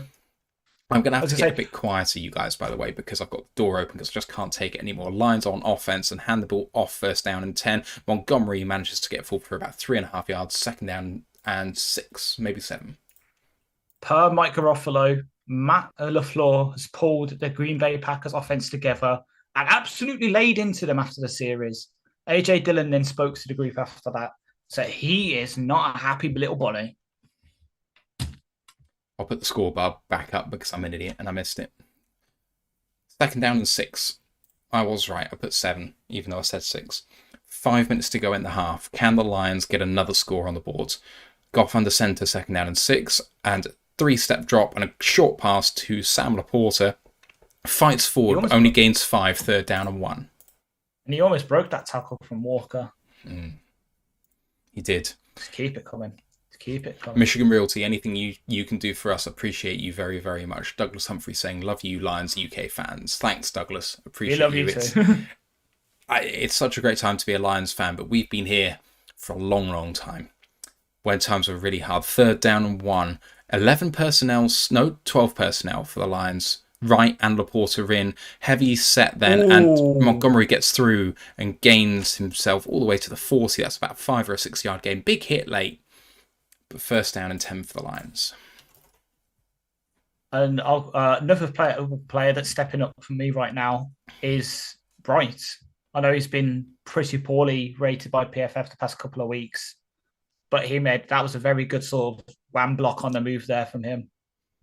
Chrissy on Twitch just said, loving this. Don't remember us doing this to Green Bay since November 1962, where it was 26-0 at the end of the third quarter. Goff not picked, sorry. I meant to say batted at the line. Second down and 10, 3:41 left.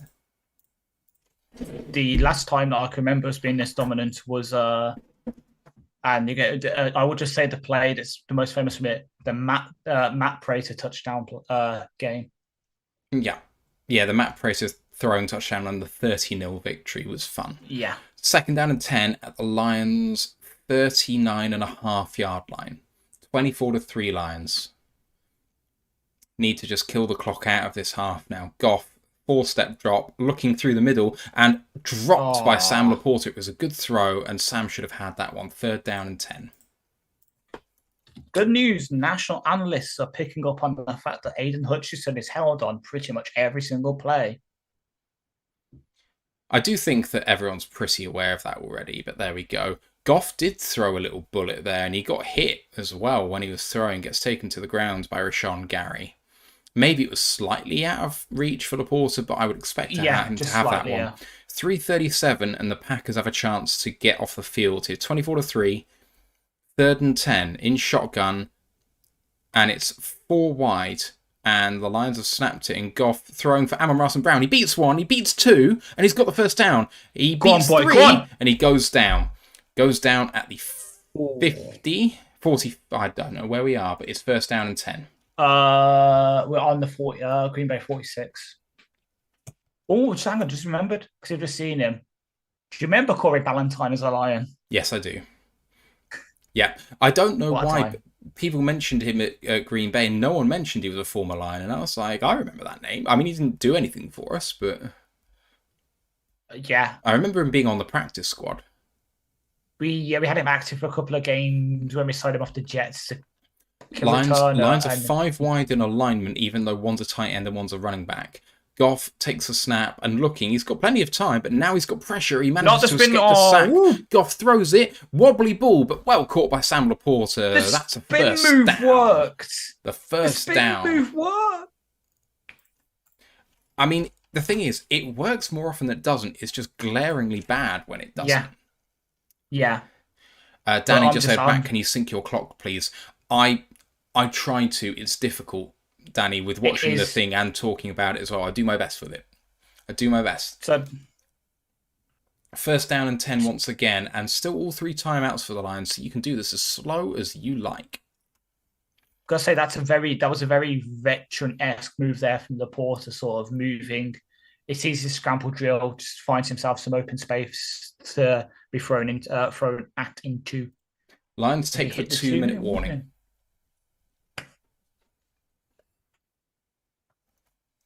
I can see us just running out the clock here and just going into halftime. Hopefully, another 7 points up, but even then, if it's just 27-3 up, I could just see him just doing that and putting onus on them to come out and perform to open up the second half. And Nick Montgomery just tweeted, Laporta plays like he's 29. So obviously, I'm seeing some good things if he's saying that. Yeah. I mean, Sam Laporta's an absolute dude. He is the butcher, and he is carving him up right now. 100%. 2-minute warning. Time for me to update my stats. Sorry. Laporta just needs one more catch to keep his 5 reception streak going. It's so mad, isn't it? This is crazy. This is saying to the Packers, you got no chance in the division. You got absolutely no chance. Yeah. Because we basically played similar opponents. They played the third position people. We played the second position people. But apart from that, it's all the same opponents. I wish I could get up, the little infographic I share every week where it has all the common opponents color graded. Love to see that right now for us. Time of possession is 18 minutes 15 for the Lions, 9 minutes 45 for the Packers. It is a demolition job.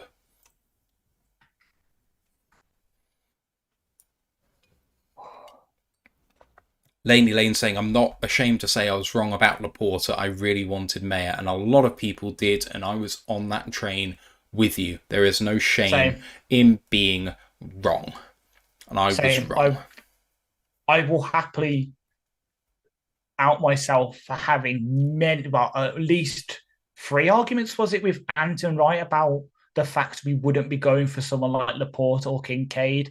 We'll be either going for Mayer or waiting into the later rounds and getting... Well, because we don't use a passing tight end. We had Hockenson, and why would we trade for Hockenson 2.0? Of course, Hockenson was crap because he couldn't block, and he doesn't have yak. And we are a yak-based offense, and you need to be able to block. Laporta can block in certain scenarios. You don't want to put him on an island, but he's going to be okay, and he's much better at yak. And so we have a very similar tight end in terms of style, who actually is just better in terms of what we want out of a tight end. And you know what? His hands are basically as good from what I've seen so far. Right, out the break at the 36-yard line of the Packers. Lions, 2-minute warning. First down and 10. Goff under center, takes the snap and hands it off up the middle. Big hole. Montgomery gets 12. I love it. Montgomery gets 12 on a first down Detroit Lions. Here we go. That is going to allow us to kill the clock. Sam Laporta now has the most receiving yards and receptions through a tight end's first 4 career games. This isn't real. Right, 24-yard line now, first down and 10 in shotgun this time. 1:23 left in the half. Goff calls for it and gets it. Hands it off to Gibbs, who's got a bit of a hole. Manages to get 5. Second down and 5, and the clock continues to run. You can kill. You should use all your time here, because with 40 seconds left, you've still got 3 timeouts left. There's no issue here. You can make all the throws inbounds, and Green Bay have nothing to come back with. It's second down and 7, officially. Suppose you only got 3. He got a lot more than 3. That's a really weird. Refs in Lambeau, what do we expect? Luke Musgrave, the Packers tight end, is getting evaluated for concussion and therefore is out. That sucks. Foreseeable future. Second down and 7, handed off to Montgomery in a big hit, and that's going to be no gain on Montgomery. Third down and 7 coming up. In similar kind of news, Chase Lucas is now questionable with an illness. Oh, that sucks. He's been big on special teams. Brent DeWitt It has has. super chatted with $2. Appreciate you, Brent. I know how much that money means to you, so thank you. This is back home / watching. Total domination. Go Lions. Appreciate you very, very much. Glad you're back home. Teppo says LaFleur looks like he's going to cry. To be honest, when it's not going his way, which is every NFC Championship game, he always looks like he's going to cry. True. Chrissy says Packers being dragged out to the deep water, joining the Falcons and the Chiefs in DC's locker, which is a lovely combination of what Dan Campbell said and Davy Jones, which I appreciate very, very much. Same. I love that. There's 41 seconds left on the clock here. 3rd and 6. So what are the Lions going to do? From the 19-yard line, Goff takes a snap, 4-step drop, throws it, and he threw it at Gibbs, who'd fallen over. So it's 4th down and 6, and it looks like the Lions are going to be settling for a field goal here. Yeah. Which isn't too bad. Obviously, we would have it's a good result. We killed the majority of the clock. They're going to have 3 timeouts. A quarterback who can't do it from here. Not a big arm. 2. They took a timeout. Oh, thank you. At the end of the last play. I didn't see that. 37-yard attempt here for Sainsbury's local. Do I have to chuck you out of the chat? What is going on? The field goal is up and good. 27-3, Lions lead.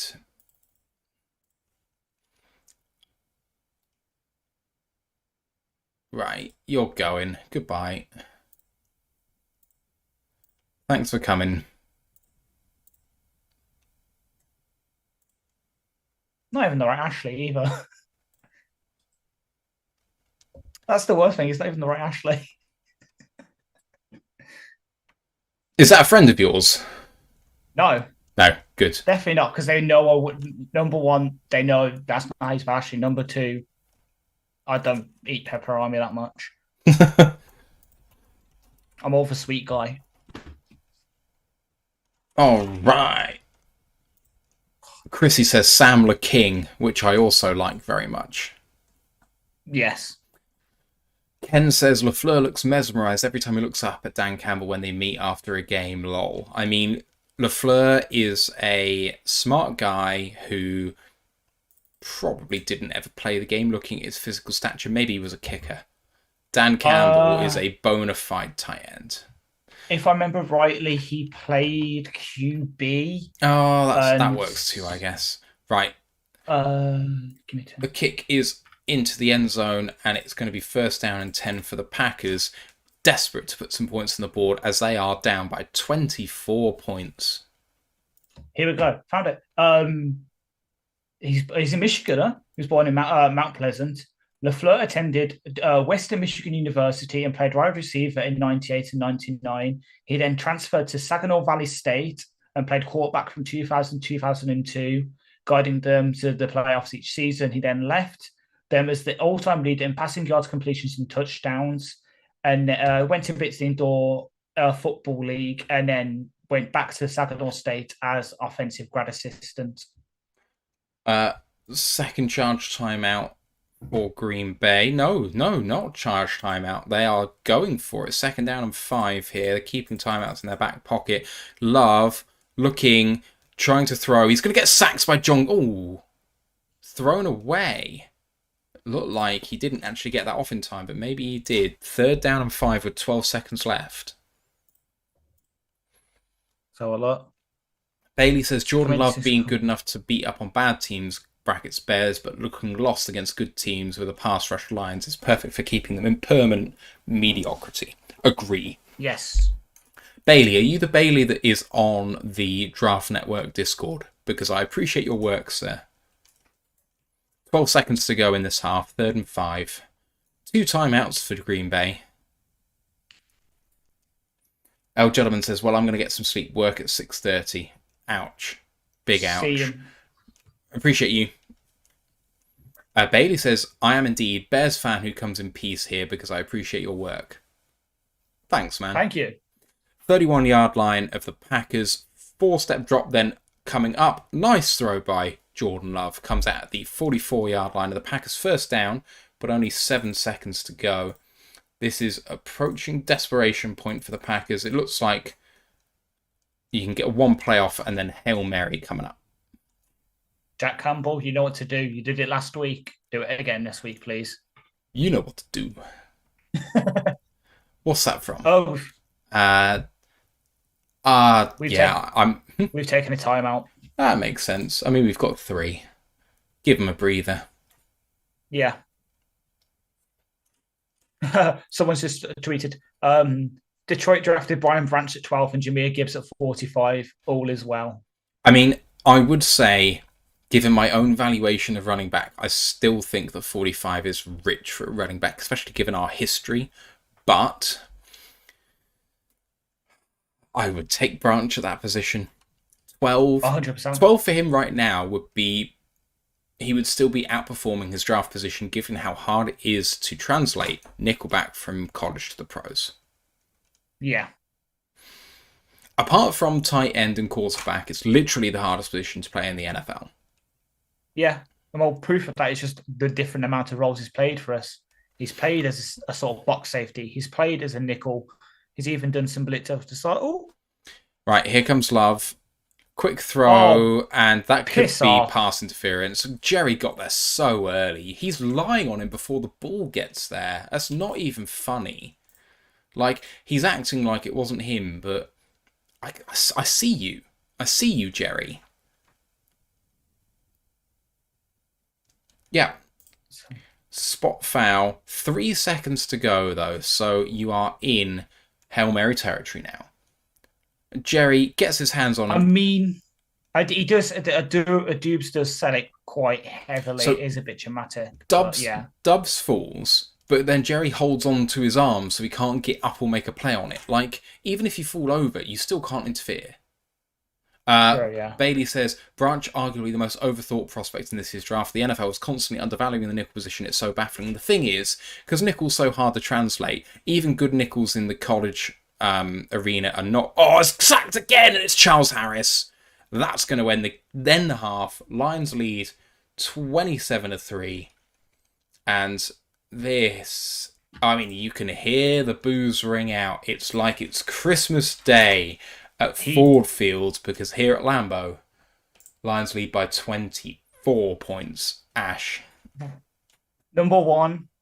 For all the talking, and I mean, he has deserved it, has been playing really well in the relief bank. For all the talking about Rashad Walker being a really good pass protector, Charles Harris just burned him like a toast, left in the toaster for 10 minutes. But also, Next Gen Stats just tweeted out, we have pressured Jordan Love on more than 50% of his dropbacks without sending a blitz once. That's fantastic. Right. There's your scoreboard, and it says second. I'm going to update that now. There we go. 27-3. Jared Goff has only thrown 20 passes and 12 completions, 163 yards, a touchdown, and an interception. David Montgomery, 15 carries for 53 yards and 2 touchdowns. Amon-Ra St. Brown, 3 receptions on 5 attempts his way, 48 yards and a touchdown. Jordan Love, 6 completions on 13 attempts, 50 yards and a touchdown. That's gross yardage, not including the sacks. If you include the sacks, he's net 13 yards on the half. AJ Dillon's 3 carries for 4 yards, and Romeo Doubs has 3 receptions on 5 targets for 30 yards. Of course, on defense, because that's only half the picture, on the Green Bay side, you have had an interception, of course, by Rudy Ford on the first pass of the game. You've also had Jerry Jacobs with an interception for Detroit for a gain of 20 yards on Jordan Love. There was also a fumble, Jaden Reed on a punt return, but they did end up recovering that themselves. But the Lions have dominated both lines of the ball. Green Bay have had only 1 notch in their armour, with 1 tackle for loss by Rasul Douglas. That was in the first series.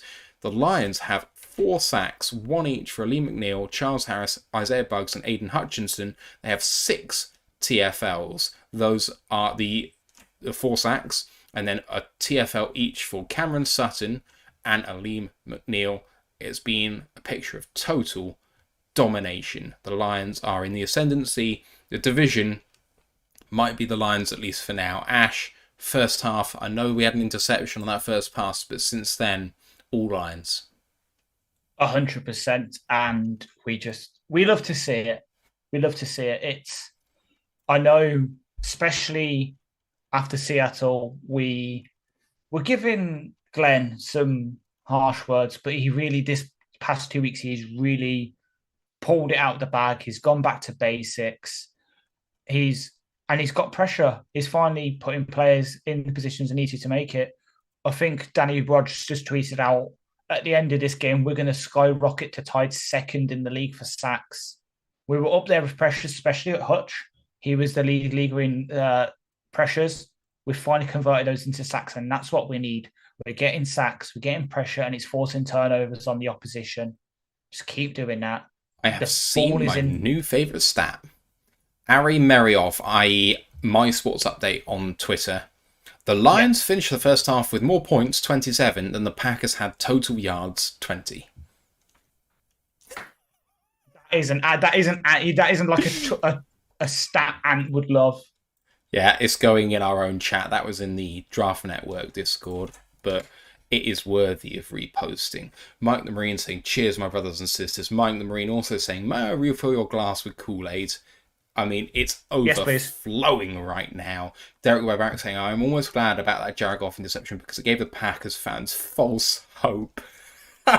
On sort of the topic of giving Packers fans false hope, Aaron Jones has a wrap on his leg between series, and there is no indication of him coming back in. I mean, might be I wouldn't have been surprised about him having a wrap on his... Anyway, there's a post from, I can't remember his name, on Luke G's Discord, which says, so far, the Lions have a 50% pressure rate. 50. Yeah, 50. We've pressured Love on 50% of his dropbacks without sending a blitz once. That's insane. Unreal. That's not real. That can't be. It is real. As is the fact, if you look, you've sort of spoke about the total yards of offense. We're currently pacing the Packers offense by over 24 times. Burfield Yates, we have 284 total yards of offense. The Packers have 20. Derek said, did anyone see that bitch pour their drink on Amon-Ra when he did a leap after his touchdown? Yeah, we call it. That's just... Brent said, foot to the throat, guys, no quarter and no mercy. And for all that Rodgers has done to us over the years, they deserve no less. We will not take our foot off the gas. We will not put our foot on the brake. This calls for showing them what they are to us, which is nothing. Absolutely 100%. Nothing with that. I'm getting another drink. Can you hold the fort? I will. Yeah. 100%. I've got the chat. So amazing. Walmart is gone. I pose you guys a question. Admittedly, it's not really about the game, but it's in what you guys want to hear specifically from me. So if anyone in the chat reads my game preview articles, I'm always looking to improve myself. What do you guys want me to do with these preview articles? Try and tone down the words, because I know this last one was nearly 4,000 words, and I apologize for that. I just have a knack for waffling, as you can tell from me speaking now. But tell me, what do you guys want from me? Like, do you want me to include other stuff, or do you want me to just shut up and tell stupid jokes more? Like, you guys tell me. Or if not, just comments about the game, comments about be nice to the Pack. I think I was fair to the Packers in my one. Like, I said what some of the stuff to do well. So I said that I do say some nice stuff. It's just usually I've got to point out their positives and some of the stuff they do well that we don't. Ugh. This is just mad though. Like, I have not yet, Michigan Realty. We are all coming over for the draft next year. Luckily, I'm getting a new job in a couple of weeks, so I'll be able to afford it. So yeah, we're coming over late April next year to come terrify you guys. Already got all my Detroit sports memorabilia to wear, so I look like an absolute tool as a tourist. But yeah, we're coming over next week to next week. I wish it was next week. Geez, next year to come terrify you guys, come hang out with the draft and just chill you guys for a bit. Also, I think we've got a standing invitation with Pride Detroit as well to do some stuff with them. So who knows? You might have to see Jeremy Reisman eat some mushy peas. It's fair. Let's have a look. Let me think. I can try and maybe think of something that's positive for Green Bay. Oh, to be fair, yeah, there is something positive in Green Bay. This means they're a step closer to maybe being in a position to draft a decent quarterback. I know a certain Anthony Fitzpatrick.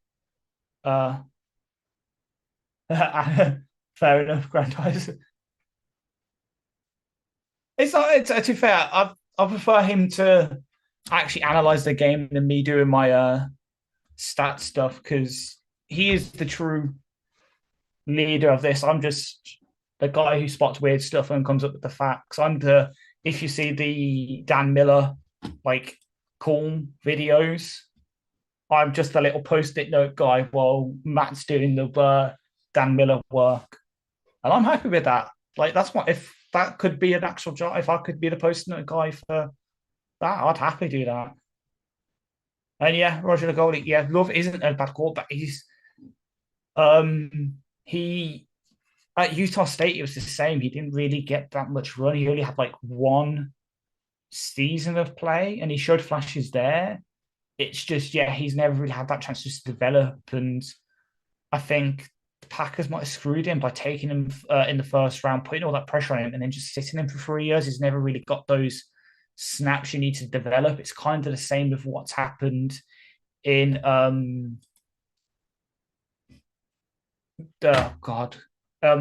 San Francisco with Lance. They did something similar by taking him. Lance only really had like two seasons of play at North Dakota State, never really threw passes. And when it came to the NFL where you have to, just didn't work out. Hopefully they don't take Jay Trav next year, because if they do, I will cry because he is my guy. Oh, New Zealand, Italy tomorrow. My family loves rugby, especially my aunt and my youngest brother. So they're going to be jealous of you. So I'm just going to be chilling at home, trying to sleep, get some sleep, go to the gym, come do the reaction pod, and then I've got to go to bed early because I'm up early on the weekends for the bakery shift at work. 2 more weeks of that, and then I'm done. Well, a week and a half of that, and I'm done. I'm free. You'll be seeing me a lot more then because I won't be working Thursday night, so I can show up and preview podcasts as well. And thank you, Grandize. I try my best with the stats. As I say in the game preview articles, that's what I do as well. I just sort of sit there because despite me being a classicist, as you can tell from the Greek helmet behind me and that Greek sword down there, I do love stats. Like before I decided that I wanted to do classics and I wanted to be a professor, I was planning to be an engineer. So I do like maths and stats. So this is my little way of doing that now. As Matt comes back and blesses you all with his beautiful face after I've waffled for the past 5 minutes. You do a great job, my friend. Don't worry about that. Ash Banner just says, love the Dan Miller videos. J2 Skip says, best game ever. And this says, I'm doing New Zealand versus Italy tomorrow. That is going to be a good game, especially considering how poor New Zealand have been. Yeah.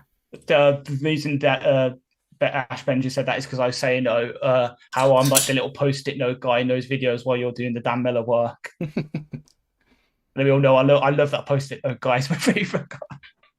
If we go over next year and we get to meet him, he's going to be me meeting him is going to be almost as good as me potentially seeing Eric. Like, oh,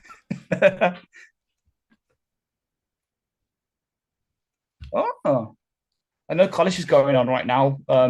Sam Houston State has nearly tripled their output in the first half tonight to make a little game break. So the first 3 games, they've scored a total of 10 points. And so far in this first half, they've scored 21. Fair play. That'd be nice for the Anthem right to talk about next week. No, that's not what I wanted. Right. One Prado 47 says, let's fucking go, boys. That was an impressive half of football in all 3 phases of the game. JJ says, I think your Packers guy the other night knew that his team was in for a hard night. I agree with you, but I think that we both thought we were in for a hard night, especially considering what might have happened to the Lions' offensive line. That hasn't transpired. And the Lions look solid. I mean, Goff has been under a little bit of pressure, but he's managed to throw it away most of the time. The interception is glaring, of course. He's managed to spin out of pressure a couple of times. He's actually escaped upfield a couple of times too. It's been super impressive. It really has. I won't be surprised, like, especially Gary. Gary has had some play, especially early in the game, but it will happen.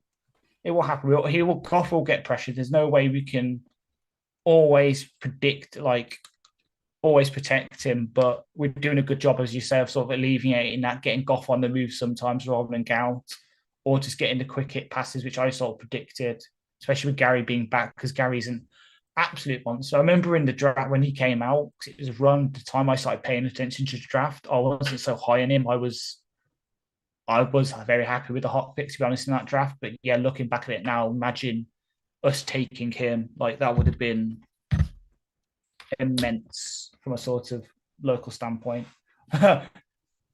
Agreed, Eric Billman. I did say on that 11 yards run from Goff that he's Vanilla Vic. And long may that continue.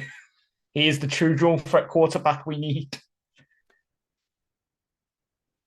I do need to apologise to the people who are looking to me to get really drunk tonight to celebrate. I'm not well enough to do that, actually do the stream, so I apologise. I will say that I will make up for it more so another time. The thing I have to bear in mind is that when I get drunk, I don't have control of my volume, and I may not seem quiet to you now, but I definitely am a lot quieter than I have been in the past, and I don't want to get chucked to my house, man. I really don't. See, you get louder, I become even more of a waffler. Grandizer, we don't get tickets for noise violations. We just get either an angry council notice saying please stop, or we just get neighbours getting pissed off. Here's the return by Green Bay as they start the second half. Keyshawn Nixon, he's got a bit of room here. There's a flag. And a lovely tackle by none other than Tracy Walker on that play. Keyshawn Nixon looks hurt. Nixon is down. He's being hauled off the field by his own men. There's a flag holding on the receiving team. That will set them back, but I don't know where to, because it seems to come midway through the return. It will set them back to their 14. It's 10-yard again, according to ESPN. Okay. They're probably ahead of us, I'm sure. Yeah, because they've just had, well, no, they've been around the same place as I. It's just because my tablet's just died on me, so having to adjust on the fly quickly. There we go. Brent saying, I hope Dan Campbell doesn't get conservative. I don't think he will, if I'm frank. First down and 10 for the Packers at the 15. Sorry. I was about to say, nor do I. I think last week he kind of, well, number one, he said he regretted it on the radio anyway, but number two... Play action, throwing it to DeGuara? No, 85. That's not DeGuara. That is their newbie. Tuckercraft out of South Dakota State. SDSU, yeah. Yeah. But I was going to say, Campbell said anyway on the radio that he was great at being so conservative against the Falcons, but this is a divisional game. He will want to put down as many points as he can because he knows those points could be key later in the season when we play the Vikings twice. We play these guys again. Second down and 4, handed off to... Is that Aaron Jones? It is Aaron Jones. Third down and 1. Like I said, I wasn't surprised to see them looking after his injury during halftime. I mean, how much was he going to realistically play? They need to look after him. You put people in walking boots after games when they have foot injuries, even though they played. Yeah, you know, like to be safe than sorry. Yeah. 27-3 Detroit lead. I'm going to say that as much as physically possible. Third down and 1. First couple of minutes of this second half. At the 23-yard line, Jordan Love looking to the left, throwing over the middle, and a good throw and catch to number 87. That is Romeo Dobbs. First down and 10 for the Packers. He's trying to hype up the crowd. They're going to need a bit more than a little cheer here or there to get back in this one. But we cannot rest on our laurels here, though, Ash. Yep, 100%. And to prove how unprecedented this is, not only for us, but for them, the Packers are down by 24 points at home for just the third time in the last 50 seasons, including the playoffs. The other two times were the 2002 wildcard game against Atlanta, where they were also Lovely down 24. throw. Lovely throw to Christian Watson onto Watson. the Detroit side of the field at the 47, first down and 10 again. Sorry, Ash, to cut you off. Yeah, it's fine. So 2002 wild card against Atlanta, they were down 24, and also the 2006 Week 13 game against the Jets, where they were down 31. Those are the only other two times that Green Bay have been down 24 points or more at home. This is just a beat Really good down. throw to Christian Watson. It was, yeah. When Love gets it right, he can get it really right. It's just a problem that he gets it wrong more often than not. Jordan Love throwing short to Aaron Jones, and what a hit by Ifasu Melifonwu. Huge, and there's a flag on the play. That is, Can't be on the better not be hit. on us. Can't be on the hit. It was such a quick throw that I'd be surprised if it was on us. They're trying to say he's out of bounds because what? On Hutchinson. Flag for illegal hands to the face on Hutchinson. It's a first down to Green Bay. I would love to see that back because let's have a look. Thank you. Let's have a look. Showing it now. Hutchinson. Yeah, kinda. It's you can see. It's You can like see him. there, and Yeah, it's soft, but I can see it. Edmund says, I share my live streams for you guys and Doze with Dion. I mean, Doze is great, so don't worry about it, Ed. But if you're here, appreciate you, man. Very much right. First down and 10 for the Packers. Shotgun, two-step drop, looking right, looking left. He really loops that, and it's out of bounds to Romeo Dobbs. Second down and 10. Eric gets the vibes of that last penalty by just treating trigger warning. I mean, illegal hands to the face leaves every Lions fan in a sweat. Yeah, especially against these guys. Ash Bellinger says, it's like Clint Blakeman is back on the field. I mean, yeah. Right. He was the biggest in an active for Green Bay. 11:50 left in this third quarter. Second down and 10 from the Lions 43. And a little shovel pass out to Aaron Jones. He's got a little bit of room. He's got a lot of room. And he almost gets to the first down mark. It's going to be third down and 1. Maybe third down and inches. There's a flag late. Oh no. I think Branch hurt himself trying to dive for the catch there. The tackle there. Yeah, Branch is down on one knee. And his head is down as well. He's holding his ankle. He's motioned to his ankle. This is really bad for the Lions. Unnecessary roughness called on the Lions. It's first down and 10. Called on Alex Anzalone. Oh, again, I want to see. Fucking show me the replay. Thank you. Helmet to helmet. And it's the correct call. I don't know what Anzalone is meant to do, but he is the one who lowers the helmet, and it does contact Aaron Jones in the helmet. So yeah, I don't know what the defender's meant to do. Your head is literally the first point on your body, and you do have to lean forward, so inevitably your head is going to be furthest forward. But I guess if you're a rugby player, you definitely don't do that. But let's see what happened to Branch here on the replay. Oh. I mean, it didn't look bad. It just looked like it's kind of gone a little bit.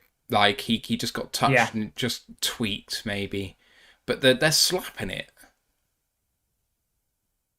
Oh, he's slapping the other one. It's his right ankle. Cannot afford to lose Branch. This is going to bring, I presume, Chase Lucas into the game at nickel. He's walking off under his own power. Yeah, he's limping off. Gingerly. Yeah. That'll be him done for the day. There's no way he's coming back from that. It'll be either Lucas or the other guy whose name I won't mention because I don't want to upset our listeners. Oh, I saw it. So he bends it inwards as he's playing. He doesn't go straight. He kind of just... I don't think that's going to Oh, keep him out for very long. and the graphic showed that it is indeed the person whose name I won't mention because I don't want to upset our listeners coming in for Branch at nickel. Play action and good catch in the end, He but makes a tackle great. for a loss by Will Harris. Will You Harris said with a it. TFL. I was trying to avoid saying his name. I don't want to upset Will people. But Harris? yet, Will Harris? Will yeah, Harris. If you yeah, say him 3 times, he will appear. It's a good tackle. it is. See, I did make this argument very staunchly in the off season that when he's playing in a role like this as a sort of box safety nickel hybrid, he can play pretty decently. It's where you start trying to do other things with him, like play him outside corner or free safety. As his Love. flags on the play in the backfield, hopefully that Branch Oh, has been carted really to the locker good room. defense by the Lions, and it ends up being a tackle for a loss anyway. The flag is going to be on the Packers. It will be holding. I would be declining this penalty. Branch is getting carted to the locker room, supposedly. Penalty is declined by the Lions.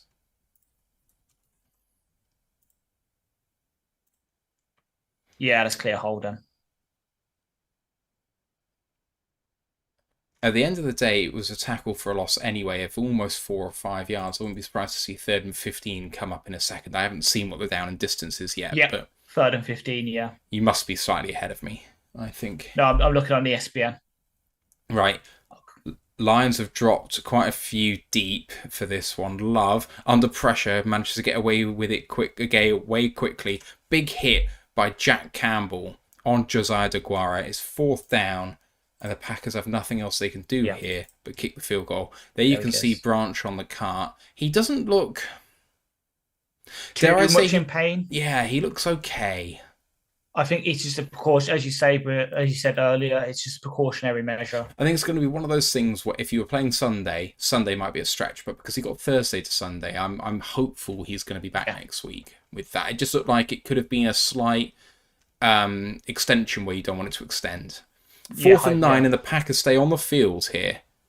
And they snap the ball. Love, under pressure, throws over the middle, and it's caught very well. Will Harris is calling for that to be incomplete. Let's have a look at that on the replay. It's 1st down and 10 as it stands. Let's see if this bounces. It's Dobbs on the play, and I don't know from that angle. He definitely doesn't catch it cleanly, but he does on the 2nd attempt after he's on the floor. Hutchinson hits the quarterback, and it is 1st down and goal. Well done by the Packers to get that done, and they hand it off to AJ Dillon. Gain of 1. 2nd down and goal from the 2.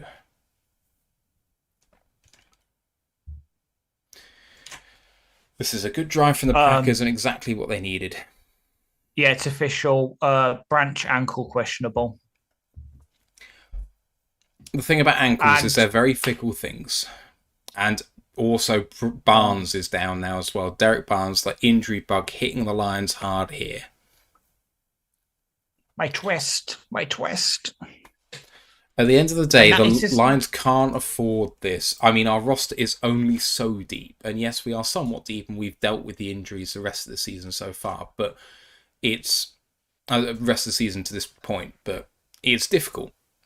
So as we go to TV time, I can look. So if Barnes is out, you go to primary 2 linebackers and have Campbell and Anzalone with Rodriguez subbing in. It's fine. It means that you play with a nickel primarily, which means that you have Will Harris on the field pretty much all the time, which is unfortunate, but it is what it is. Or you play with 3 safeties and you have Brandon Joseph out there. Yeah, I was just thinking if this is a long-term thing, who can we call up? The only linebacker we have on the practice squad is Trevor Nowaski, the UDFA out of Saginaw State.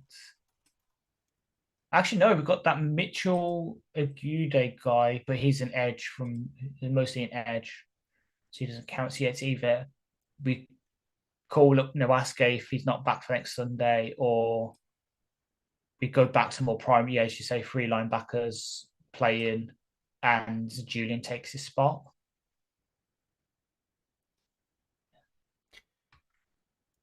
I am worried about these. Carlton Wood says Pittman and JRM at linebacker are going to be the depth replacements. They are, but they will be Germ. depth. Yeah. Germ is a solid linebacker. Yeah. Germ's a very point and shoot kind of linebacker. He's not. I think that's what happened to him in the last regime. They were trying to use him too much as a stack linebacker. Germ's very much shoot this gap for me, please, kind of linebacker, and he'll do that, but he won't be able to do much else for you other than that, and maybe go cover this guy out. Go cover Aaron Jones, please. Jeff One Hurley, thing. Jeff Hurley says, it's a really good drive if you need a couple of silly ref calls to make it exist. It's a good drive if you score a touchdown. It doesn't matter how it happens. Honestly, I don't care. If it was the Lions, I would be calling it a good drive. So I'm going to give the Packers the same treatment. That's what I do. At the end of the day, the head-to-head was a legitimate call. The hands to the face was a marginal call that can go either way. And if you're given an opportunity, they will give it. If I had that at Ford Field, I would be calling for it. And maybe I'd feel like a bit of a homer if I was doing it. But I'd be pretty annoyed if I didn't get that call. So it is what it is. Barnes is walking off under his own power, so he's going to be coming back. He looks fine. He's just going to sit out one play and he'll be okay. 2nd down and goal from the 2-yard line. Can the Lions defense match up here? I mean, with no Branch on the field, this is a heck of a lot harder with no CJGJ out there too. This now looks like the secondary of yesteryear for the Lions. Yeah, which is concerning. It is. But Jordan Love hands it off. No, he doesn't. Keeps it, and it's a wide open touchdown for Christian Watson. Touchdown Packers, 27-9 with the PAT coming up. I don't know who left their assignment there, but that was not great. They do need to go for 2 here. If they don't, it remains a 3-possession game. Detroit versus everyone says 2 bullshit fouls to the fixes on. If you want to make it refs against us, then you can, and that's absolutely fine, but I'm not going to do that. We gave them those penalties. They're going for 2. They have to go for 2. Yeah, and I think it was really Will Harris. I think it's Will Harris there that left his assignment. Jerry was on the outside, tracks his guy inside, but Will doesn't follow his guy. Key play here. They're almost run out of time. They have taken it. Roll out to the right. Jordan Love comes back to the left, and it is an easy completion for the 2-point conversion to Jaden Reed. Blown coverage once again, as Brent DeWitt says. 27-11 is the score. And still a 2-point game. It's still a 2-possession game. However, Troy have the ball. Yep. We have the ball. We have Montgomery in a mood to do some wrecking.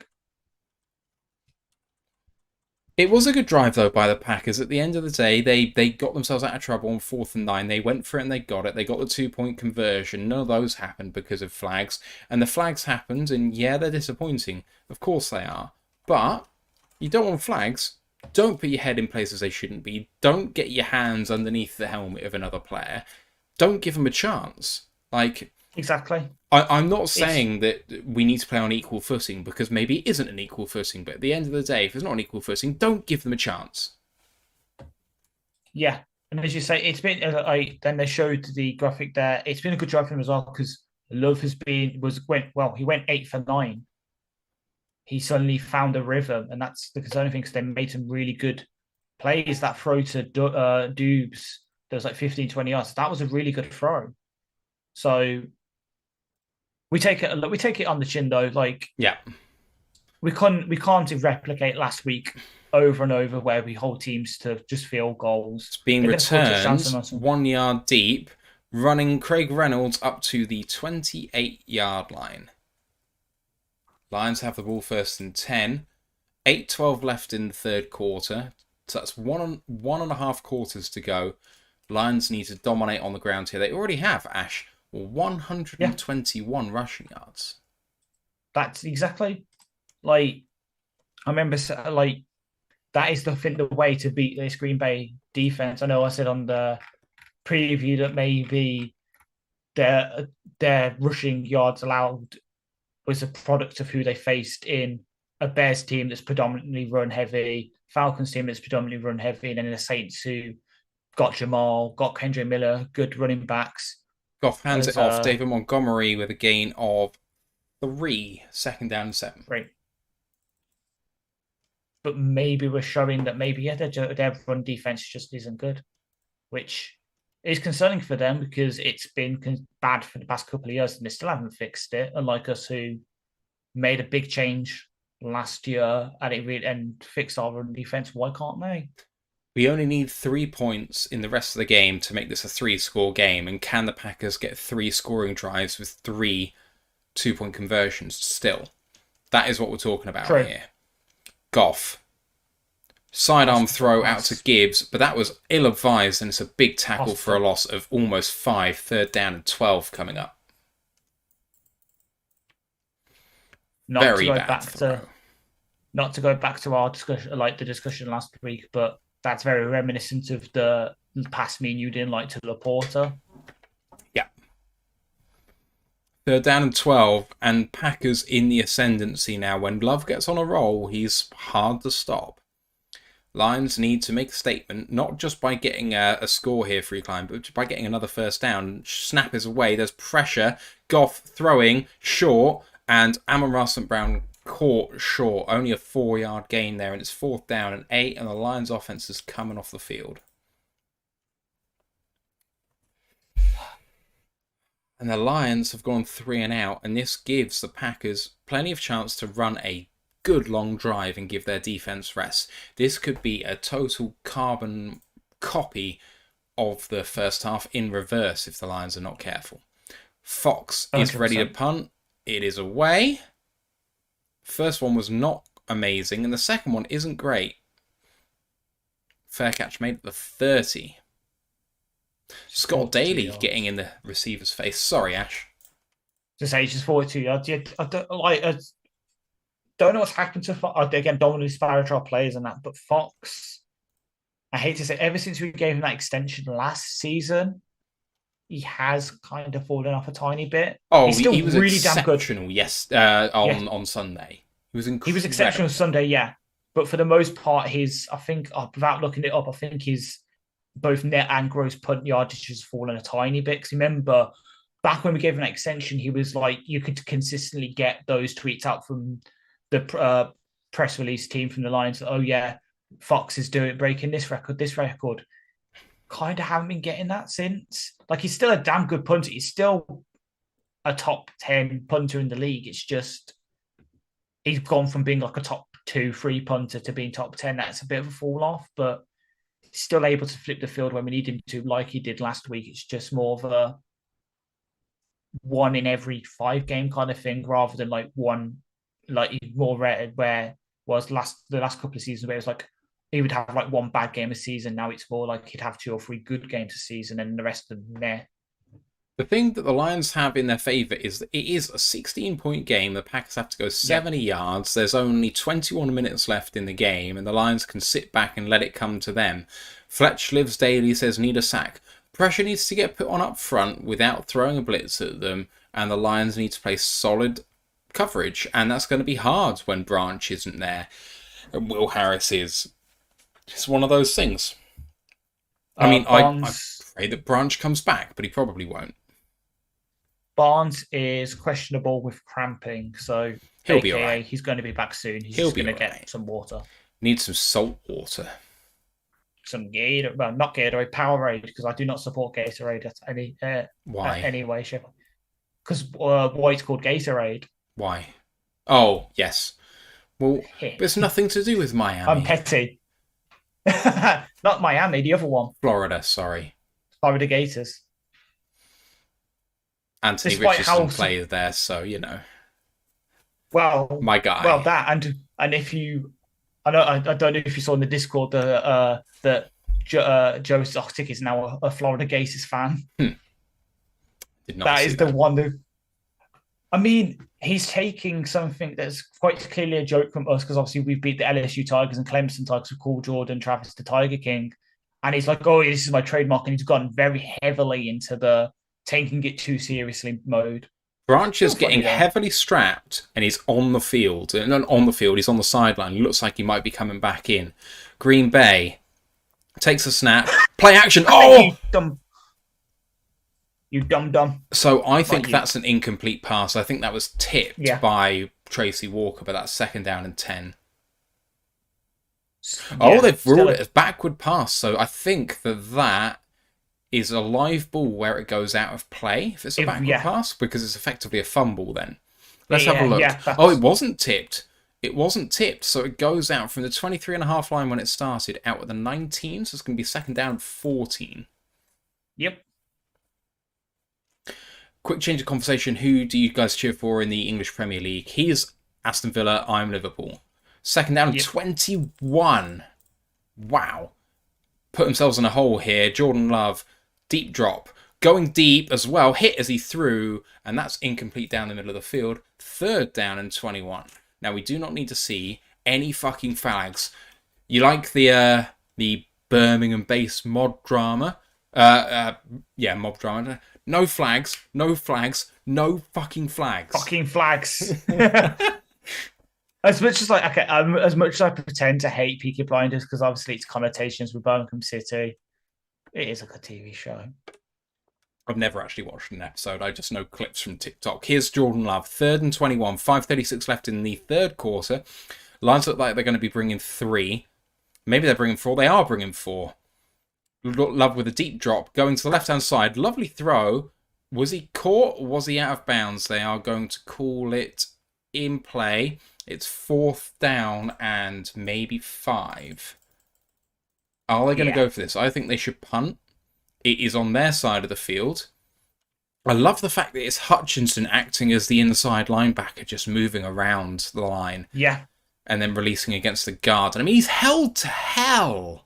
He is. Oh, did you see? It was also Kamish was inside as well, so it almost looked like it was NASCAR package, but like mini NASCAR. Fourth Yeah, down so 6, and they do punt.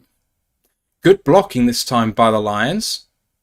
And they're calling for a flag. Do they get one? There is one. It's bad blocking, and it sets us back. There's no need to do it. He's going to get to the same spot anyway. Lions get set back. So to say that mini NASCAR package, it seemed like on first glance it was Campbell at left end, then Kamish at left D tackle, Hutch, and then Charles Harris at right end. I like it. Don't like the flag. Like the what's a mini version of NASCAR? The touring car package. Should we call it? BTCC. Yes. Michigan Realty says Aston Villa. Wow, someone's a hopeless romantic. Lol. Someone's from Birmingham. Thank you. Yes. I moved to Nottingham for university. So the Forest is my second team, but yeah, I'm a born and bred Aston Villa fan. Oh, John. Jalen Reeves-Maben, who's been exceptional on special teams. He didn't go to block someone and then went to block someone late and ended up doing it with a hold instead of with a block. I mean, it's poor. It's unfortunate and it's poor. It doesn't need to happen. 4:53 left. Ken says, notice the rest. We're getting flags and we deserve them, guys. Like, we do, yeah. We're up 27-11 and we don't need to be committing these penalties. Exactly. We've got to bear in mind, if we're spotting the whole sort of bias the flags, they should too, and they should act to not give them a chance to flag. So if it might seem a bit hard, the flags have been a bit harsh our way, but at the same time, we're giving them the chance to be harsh. The thing is, was Hutchinson's hand it wasn't like Hutchinson's hand was down here? It was on the jersey and it was close, up here. So if it's up there, then you're giving them a chance. It's not on there, but it's there, and it's harsh, but you're giving them a chance. I'm not asking for the game to be completely fairly called, but I am going to have a go at the refs when I see something against us the other way, where it's not called. But I haven't seen that yet. And the only way I can have my own conscience be clear on this sort of thing and not be a homer in my own heart is to call it out both ways, and I'm going to do that. So I think it's fine. Exactly, yeah. It happens in all sports. Hopefully me bringing this up won't affect Matt too much, but the whole Liverpool thing, where there's a whole thing where it seems Liverpool get quite a lot of VAR decisions go their way. Man U at Old Trafford always seem to have the referees give decisions their way or give them more minutes on extra time than they need to so they can get back into games. It's a whole thing where you just have that perceived bias where the team who's at home usually gets decisions go their way. It's a thing in all sports. Ken says this game isn't done and the refs will take every opportunity they can to give the Packers a chance to come back. I don't agree. Fundamentally, I don't agree. Exactly. When a team goes up big, most of the time, a team comes back into it, and it's because the play calling on offense becomes conservative. The other team gets a bit more ambitious on offense, and actually, more often than not, the other team actually plays prevent, which means being ambitious actually works. And when you're on offense, that's when penalties come. And the thing is, all of that looks like it's kind of written into the stars, but actually, it's because you're playing to it. You know, if the Lions decided they were going to go for it and they were going to play coverage, they would be possibly giving up a touchdown deep, but they also would be potentially getting off the field a bit more quickly. And then to the Lions' credit, they got off the field quickly in that last drive. So there we go. Anyway, 2nd down and 8. Ken says it's more profitable to have close games. You're right, it is. But if it's more profitable to have close games, then the refs wouldn't allow the Lions to have a 24-point lead at halftime. I don't see the point. Exactly. If it was profitable to have a close game, you would never have a 70-20 game. Ever. 27-11 Lions, 2nd down and 7. What can the Lions do with ball in hand? Need to have a long-ish drive here from their own 14, 2nd and 11. Goff in shotgun. And hands it off to David Montgomery. Pulls to the left-hand side, gets a few yards, and gets down with about 1.5 yards to go here. 3rd down and maybe a long 2.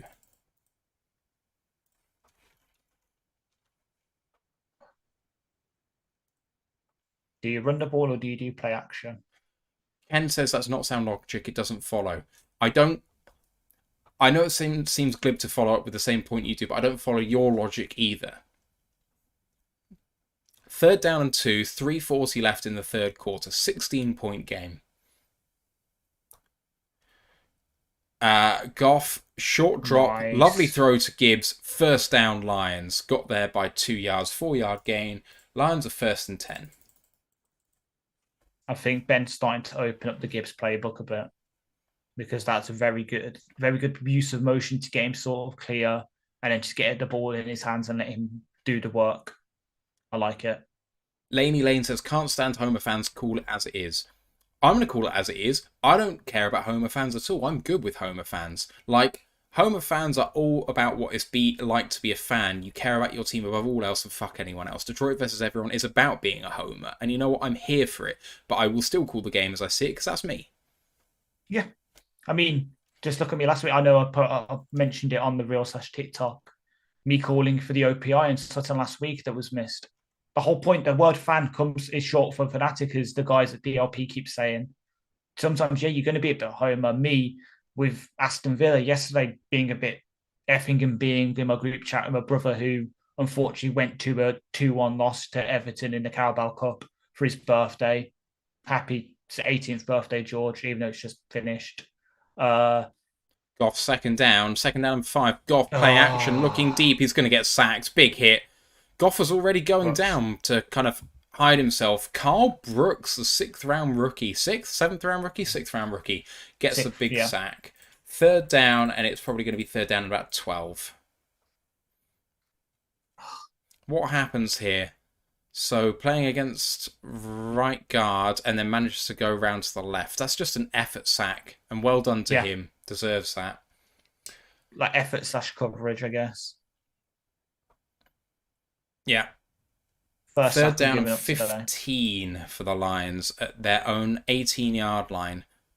11 personnel, Goff, and it's a draw, and Gibbs to the right-hand side gets himself about 8, maybe 9. It's going to be 4th down and 6, and the Lions are going to be punting away. Green Bay are going to get the ball back. Supposedly, Brian Branch is jumping on the sideline, so expect him in on this series. Carlton Woods just said there's nothing on the fines area of the website for NFL.com which says that Branch had a fine for his helmet-to-helmet hit on Saturday. So there we go. Sunday. Fox is on for 4th and 6, and he punts away. How's this one? Also looks a bit short. And it is short, and almost had a contact by a Green Bay player with Will Harris on it. Gets it down to the 34-yard line. Fox is struggling out there. Maybe it's because it's an outdoor stadium with wind swirling. I don't know what the conditions are like, but it's not ideal. I take it back to my the last time he punted. But to be fair, saying that, I've just looked. Branch also did not get fined for not wearing Kai socks in week 1. So I think the league is getting more being lenient. a bit lenient. Yeah. He also hasn't been fined for not wearing his mouth guard ever. True. But he says he can't breathe with it in. So, and it's funny. It makes it so much easier to spot him. I love it. The little it going wibble wobble on his side. Free Climb says, wasn't Green Bay down by 16 last week going into the fourth? They were down by 17, and they were down by 17 with 11 minutes to go. So they have come back from bigger deficits than this. I will say that the Saints had their starting quarterback out at that time, and also the Saints suck. But you are right, and I have not counted my checks. I have not rested on my laurels. Even at 24 points up, I hadn't thought this game was in the bag yet. Don't know about you, Ash. It doesn't feel over to me. Oh, I'm just thinking back earlier to the end of the first quarter. I said this game could be wrapped up by halftime. I mean, you said it, not me. I know. To everyone in the chat, appreciate you guys very much for being here and staying with us 2.5 hours into the stream. Now it's 3:30 a.m. UK time. So I hope you also appreciate us guys going deep into the night with you guys.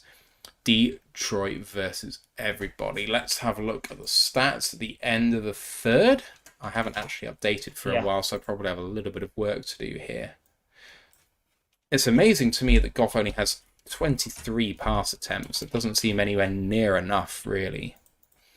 100%. It's just, well, number one, we've had some really good running plays, but number two, we've just been efficient with our drives. Like, we've got some big explosive plays when we needed them, and it's made it easier for Goff. He hasn't really had to keep slinging the ball every single down. We've sort of been able to pick and choose the moments we're really using his arm. So that's good, even though it's the offense is kind of dying off in this third quarter so far, but there's always the fourth. There's still time. There's still time for us to get some rhythm back on offense. Lions 1910 says that drive was not what we needed. I tend to disagree slightly. We didn't go 3 and out, and we burned about 4 minutes of clock. It's not ideal, but it's better than what it could have been. Joshua Mercer 7 says more penalty drives incoming for the NFL to avoid a blowout in prime time. Mike Lambeau says, I hope the play-by-play team cheers up. Pick up the mojo. Let's go, Lions. I'm trying. I will have another drink in a minute. Packers at their own 34-yard line, 1st and 10, in shotgun. And hands it off to Aaron Jones and skips past 1 and maybe gains 4 yards. 3 yards. 2nd down and 7. And they have to take a play before the 2 minute before the end of the quarter as well, which is good. And a little bit more. Is it good? Yeah. Why? I think because it just forced in. If they could just take the end of the quarter, they got a bit of chance to sort of take a breather, regroup, maybe plan out the next couple of plays. Well, this one they have to get it off. They have to still do something. Yeah, but they want to go quickly. Play action and a nice throw and a 1st down Green Bay. That's going to end the quarter. They are all the way down at the 47-yard line. That's Aaron Jones again.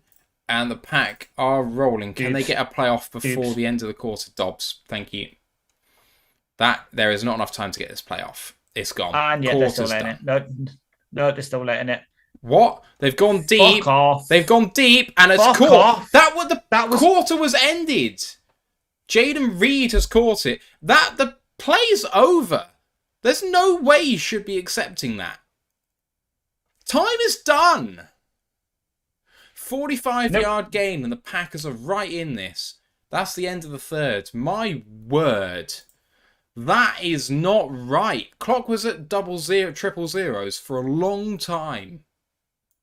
It was more than a second it was at triple zeros. That's unbelievable. Refs have dropped the ball there. You said you wanted me to be fair. You said you wanted me to call things out. I said I was going to call things out when they're not right. That was not right.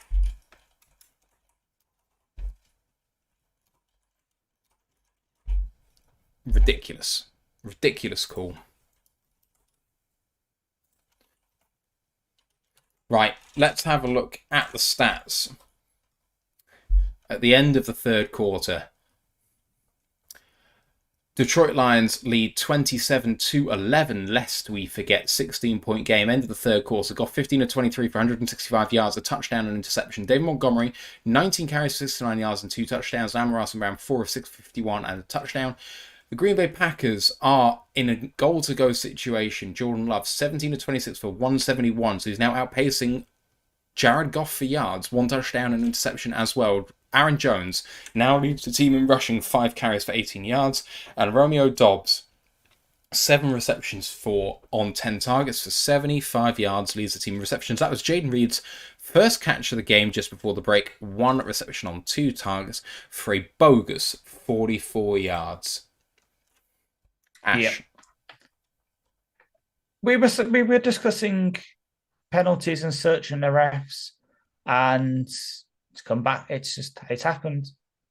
I don't want to, obviously, home teams getting a bit of leeway, I guess, as I've got a screenshot that actually shows, the ball hadn't been snapped at 0, but and it's just, we need to tighten up here. Offense has hit a bit of a downward groove. Need to sort of pick that up, and the defense can't let themselves get snowed under here. Don't let them get on top of you, because as soon as you do that, this becomes a tight game again. We need to sort of keep our level heads, get offense back into its groove, and the defense just not get snowed under and pulled under by the Packers getting some helping hands.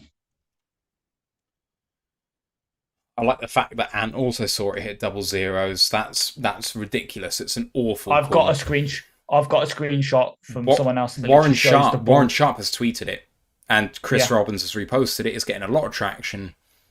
Even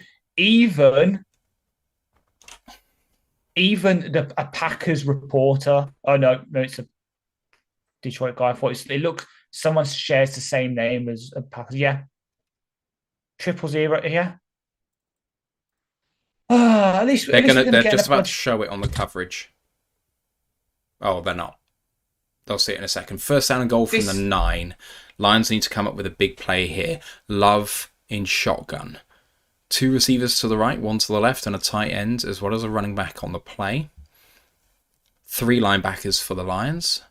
Love changing the play and takes a snap. 2-step drop, quick throw to the left-hand side. Lovely throw, but out of bounds. It better be a lovely worded apology letter for tomorrow from the league. Caught by Jaden Reed, but out of bounds, second down and goal. Legs in the air, and really well done by Jerry Jacobs in coverage. Henry's also just tweeted it as well about it. This is really, really good play by Jerry. It was, yeah. Second down and goal. 14:57 left in the game. Empty set for Jordan Love. Jordan Love takes it, and he draws, and he's going to get it. Jordan Love, with all the time in the world, walks in for a touchdown, but they need the 2-point conversion. And if they get all 3 8-pointers, they will have tied the game, remember. So there's still plenty of time and opportunity for the Lions here. All they need is 3. This is a piss take. Lions went with only a nose tackle and 2 defensive ends. It gave Love so much room, and the linebackers vacated the premises. Love had an easy walk in for a touchdown. Here comes a 2-point conversion.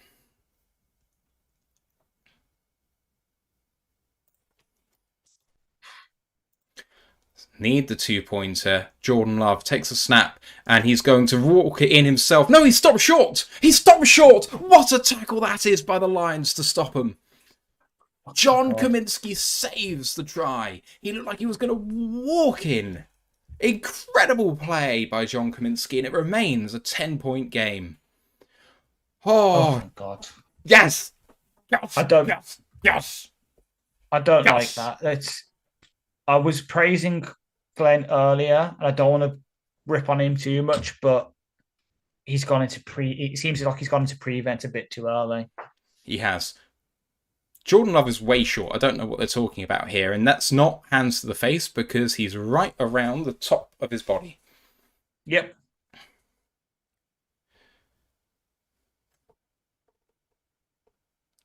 They're talking about the clock here now. 3, 2, 1, 1. Yep. Literally like one elephant.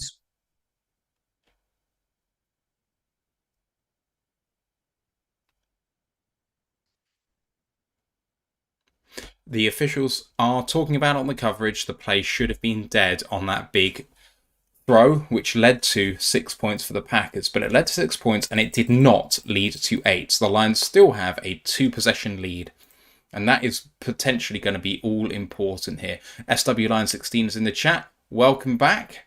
It says, in the battle of halftime adjustments, advantage Green Bay. And that cannot be argued. Green Bay look like they're kicking off properly and not doing anything funky. Indeed, they do kick off. And that one goes through the end zone. Lions get the ball and have possession with 14:52 on the clock. Now would be a lovely time for an 8-minute drive for any points. Mike the Marine said it was Will Harris who was beat on the long pass, which is really weird because the play happened so quickly that I would have assumed a safety was beat for it. Where was the safety help? I'll have to have a look. When you're talking about a play going off like that, you need to have safety help. I don't understand. Especially when you have Will Harris on the field. Give him safety help. Goff changing the play at the line here. 1st down and 10 at their own 25. Goff in shotgun. Calls for the snap and gets it. Goff throws over to David Montgomery with Sewell out there. And he gains maybe 9 yards. Decent. 2nd down and 1. Good start. Throwing it into where the pressure's coming from. I like it.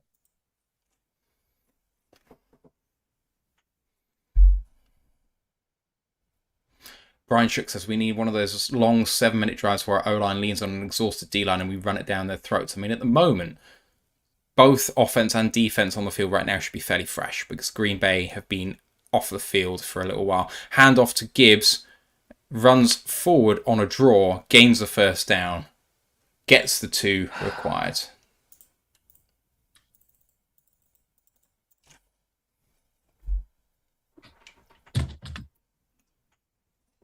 Ken Button says, why go out of bounds? And the answer to that, Ken, is that at this point in the game, going out of bounds doesn't matter. It's only within the final 5 minutes that begins to stop the clock. Every time you go out of bounds, the clock continues to run until there is 5 minutes left in the game. 13:48 to go. Goff under centre here and 11 personnel. Amon-Ra coming left to right in formation. Goff play action, looking deep, but checks down to David Montgomery. He lowers a shoulder and gains himself 12 yards, maybe 13. That's another 1st down, Detroit.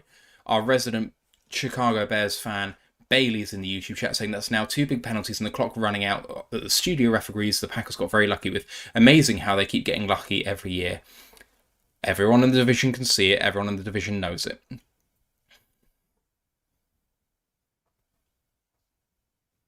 Oh, you say that, but 13 Mister, you know who? Well, you say that everyone in division knows it, but Mister, you know who? When that happened, just tweeted a Obi-Wan hello there gif. Mm-hmm. Oh, and then when people point out he went to hit 0-0, he then hits back with someone says Packer ref is back. I mean, y'all just tackled Jordan Love with his entire face mask and neck, lol. Yeah, but we didn't. So never mind. We did exactly. I mean, that wasn't called by the refs. If the refs really wanted to make it a close game, they would have put a foul on that play because they could have done, and it would be like they're wrong, but they're not a lot wrong because it's close. Yeah. But they didn't call it. 2nd down and 2 after an 8-yard run by Montgomery on the Packers side of the field now at the 45. Goff calling for it, takes it, hands it off to Gibbs, and that's a tackle short. No gain on the play. 3rd down and 2. And that's the first time I've noticed Lucas Van Ness all game. Well, it's the first time Lucas Van Ness gets noticed ever. He's not a good player. 3rd down and 2. 12 minutes to go in the game. It's still a 2-possession game, and the Lions are in plus territory, so I think this is 4-down territory for the Lions if they don't take a big loss, which means I would be running the ball here, maybe a draw play, because it looks I like a think so passing too. situation, but you should run this. I Gibbs, think so. I think it's going to be a run because I just saw Marv and I think he's only on for like run blocks now. So I'm guessing it it's a is a run. run play, and Gibbs gets the first down. We are on the money, my friend. 5-yard Yes, gain, we are. first down, and 10 Lions. Yes, we are. If you want good See, analysis, if you want good thoughts, you come right here. let's have a look. I'm just going to do a quick bit of Masterby's had 7 carries and 4. So that's 11. That's 11 touches. Is that enough for you? Is No, that enough no, touches for you, Mr. Fantasy? no, it's not. I know it's not. They will not be enough until he's loaded up like bloody Well, it's not. It's not Derrick enough for Henry. me personally. We took Oh, him that high. I want more. I do. Goff play action and a lovely fake by Goff going deep and a lovely catch by Josh Reynolds going out of bounds. That's a gain of about typical. 16, 17 yards and another first down for Detroit. Detroit, let's go. Detroit, let's go. And with that, we're in the red zone. I believe. Yes. Reynolds with a spectacular catch. He's been fantastic this season, given where his pedigree was at camp. He had a shocking camp. No one was talking about him, and he catches out of the 18-yard line, comes out of bounds around the 19. 10:30 to go in the game. Lions are primed to go up by more here. Nothing fancy, no turnovers. Get 3 on the board at least. Goff hands it off. In I formation, Montgomery does really well to avoid some pressure, gets all the way down to the 16-yard line. Sewell is pumped up, second down and 7. All I'm going to say is Josh Reynolds has got a nice amount of yardage right now. Big Airy says Montgomery was a great free agent ad. Wow. He was. He really was. He really was. I said about it earlier. As much as we love Jamal for his personality in that, Montgomery just has that little extra bit of juice through contact and making people miss. He's got a great personality himself too. He really does, yeah. Second down and 7 at the 16-yard line, handed off up the middle, and these swallowed up by Green Bay, who knew exactly what was coming. That's a tackle for a loss of 3. It's going to be third down and 10, but the clock continues to run, and out of 14 and a bit minutes remaining when we had the ball, there's now 9.5, and it's a 2-possession game. Exactly. Clock is more important than points right now. And with touch wood. Third and 9. Yeah. Can Goff do the business here? 9 minutes to go in the game. 27-17 Detroit. Goff in shotgun. Hands it off to Gibbs and gains 8. Fourth down and 2, and now a big decision. I anticipate a field goal. I might. I would want to take points, but the Lions are staying on the field. Ken Button says Dan Gamble. It very much is Dan Gamble. Because the thing is, with 3 points, you're 3 points away from another 16-point gap, and there's going to be enough time for you to have another possession. But Goff is staying on the field. This could be a ploy to try and bring them over. I think it is. The Lions are going to take a timeout here. Yeah. They're not snapping this. Yeah. Trying to draw them off sides. It didn't work. Timeout taken by Detroit. It's fair. Like I said, well, we don't really need. I don't want to say that. Just in case we might. But at the end of the day, a 13-point game is what? They get a touchdown, we score a field goal, we're 8 points ahead. It means that. So Ken says a touchdown puts this game away. Okay, but if we get turned over on downs, Green Bay gets a touchdown, it feels like we're going to lose this game. With a 3-pointer here, we're still 6 points in front. It means that a field goal doesn't tie the game up for them in desperation time. It means they have to go for a touchdown. If we get the ball back, a field goal ends it. So I think this is absolutely the right choice here. 100%. Ash Ballinger says Riley needs to make this. He does. I mean, no, it's a chip shot. It's a chip shot.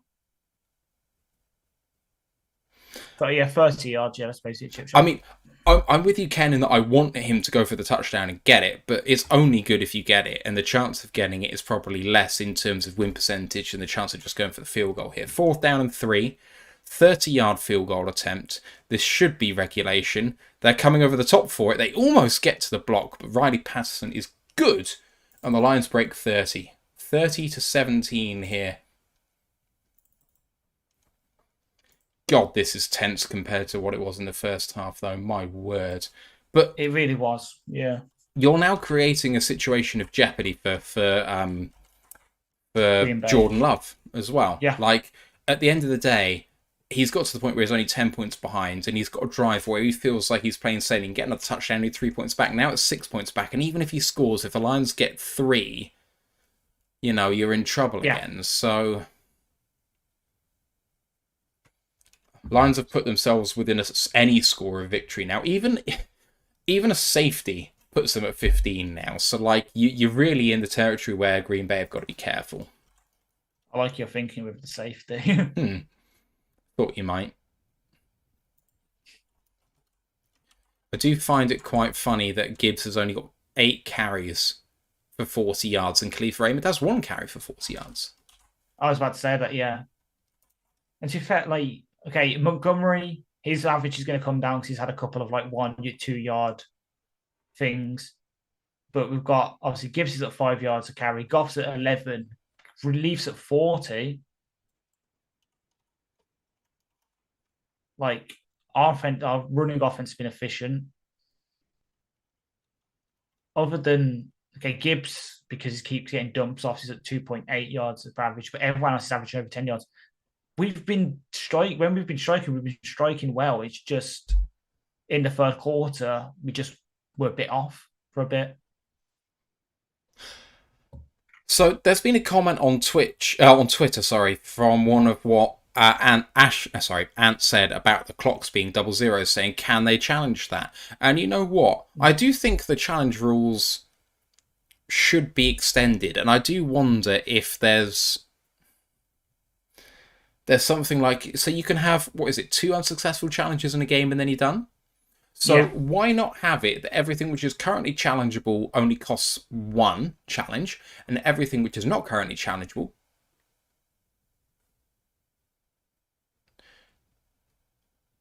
unsportsmanlike conduct on Quay Walker on the kick for jumping over the line, trying to block the field goal. It's a 15-yard penalty, and that means the Lions are going to have a first down, I think, and take the points off the board. Yep, 1st and goal to us. 1st and goal, Lions.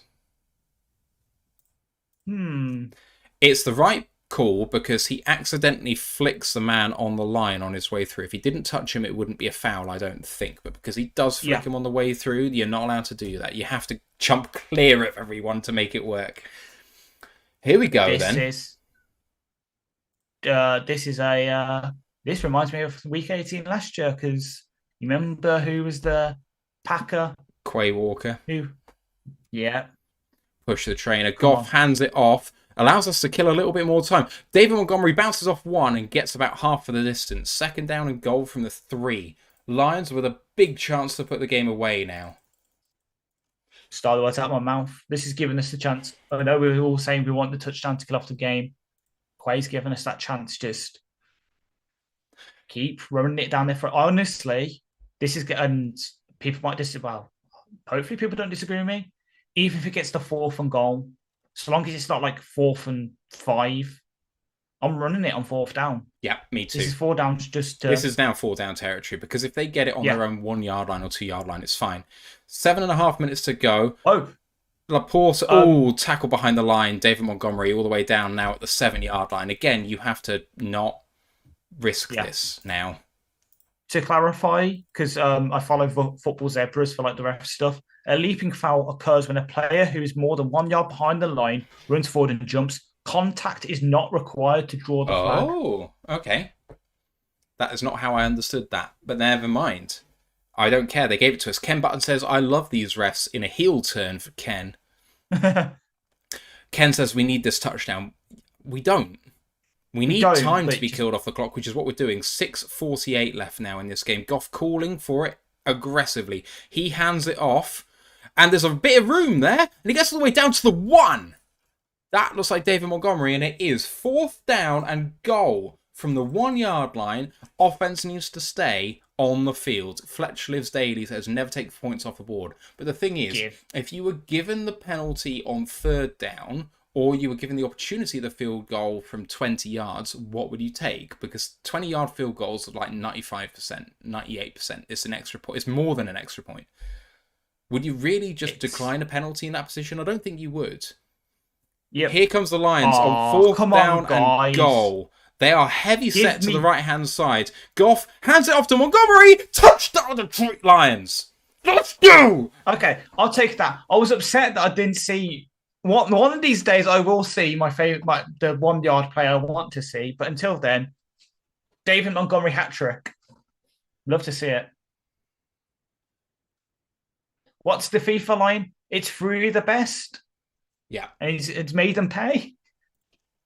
I'm going to go and pour myself. People calling ball game, and they are ahead of themselves. Do not do it.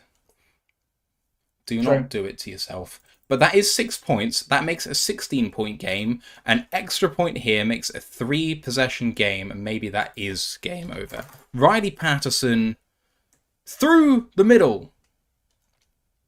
34-17. No, maybe you're right. Maybe that is ball game. And Quay Walker killing their own team. Should have just let them have the field goal. That's the thing. At the end of the day, would you want to allow the field goal in that position, or would you say, no, you have a fresh set of downs and goal from the 7-yard line? What would you do if you were defense? Because you should do the opposite. You should do exactly what they don't want you to do. Field goal. So for me, I would want to give up the field goal. Because at this, give up the field goal, because at this point they need time on their side. So the quicker they get less score, the more time they've got to score themselves. It's time's the biggest factor, but also ensuring 3 points or risking loss of time and 7. Like, it's massive. It's huge. Yeah. That's again, what she I asked said. the chat. Sorry. Yeah. I am not disappointed at all you saying that. I asked the chat, do I do it? Do I poke the bear and tweet him back with a hello there gif? Hello there. Drew Forsyth says, you guys are nuts. I was talking to Drew earlier on Discord. If you haven't joined us on our Discord channel, where are you? Oh, yeah. Where are you? Where are you? Sorry. It's fine. Not only for us talking about this, about college sports, about all kinds of sports and other things. Soccer, rugby, cricket, basketball, baseball, everything's chatted about in that Discord channel. Plus, because I have no life outside of this and work, I'm usually scouring Twitter, so I'm usually like one of the first people to know news across the league, so I put it in there. So if you want to get your breaking news from me, come join the Discord. Joshua Mercer has a crying, laughing face saying, good one, lol, which I presume is for my impression of a certain cult English figure. To be fair, I can get the clip up. I can play it. If you want. Yes. Do it. Any excuse. Good old Delia Smith. I love it. Drew has his time factors too, and you're absolutely right. That's the biggest thing. You guys are the absolute best. There's lots of you in here watching this along with us, and couldn't be happier that you are here.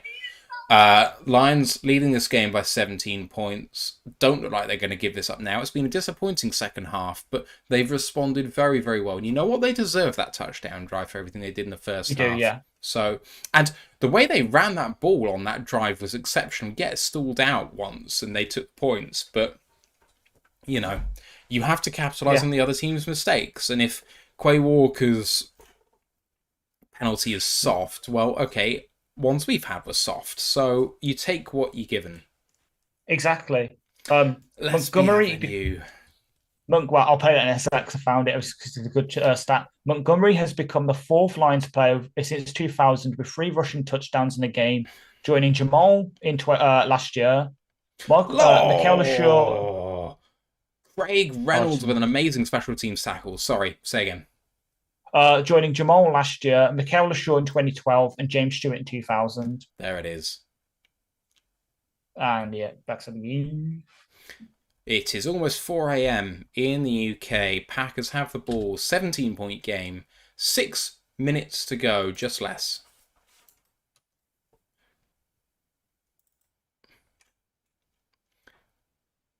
Come up with 4 wide receivers, the Packers, and Love takes the snap. 2-step drop, nice throw, lovely tackle by Derek Barnes. It's going to be 2nd down and 5. I think we'll have to do Delia in a break. Yeah.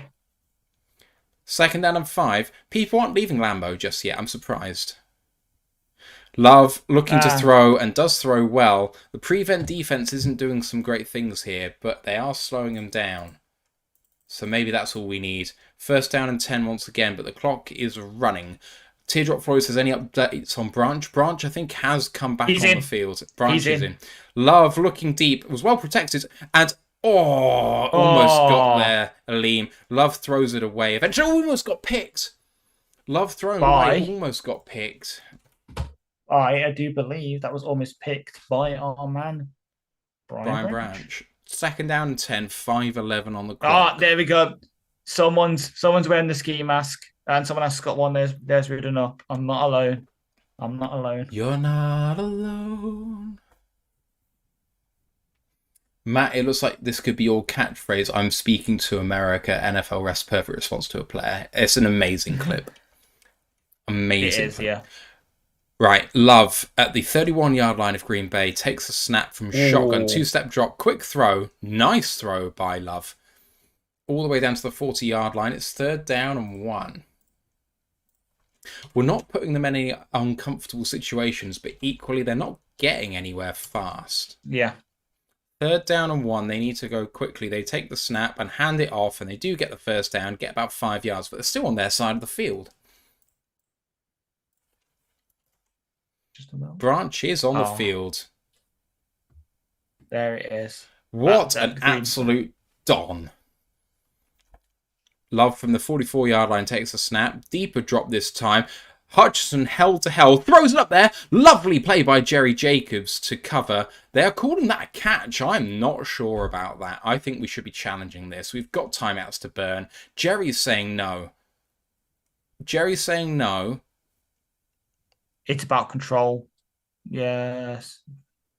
Yeah, it's a catch. That's unfortunate. Samori Toure with good play there. 1st down and 10 for Love in the red zone now from their own 19, from our 19.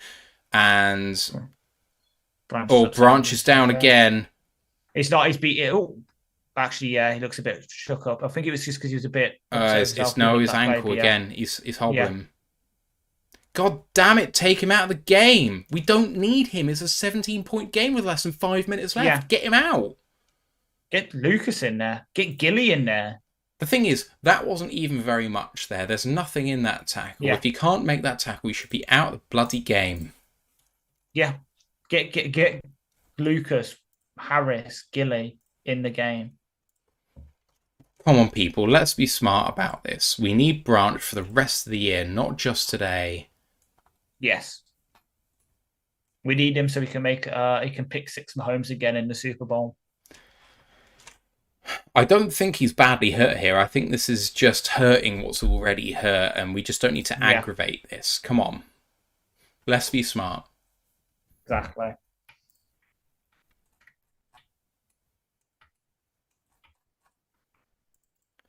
Oh, I'm still nervous about this game. It's the Packers. It's because it's the Packers. Yeah, must have PTSD or something. Yeah. Well, to be fair, your PTSD from literally Sunday, where we were sitting there thinking, "Oh, yeah, the Saints might be okay at this," and the Packers come back to win. So, I would say the Packers need to go onside kick here if they score. Yeah, they still need 2 scores after this. They'll only get the ball back once, even if they go third. Even if we go 3 and out. Yeah.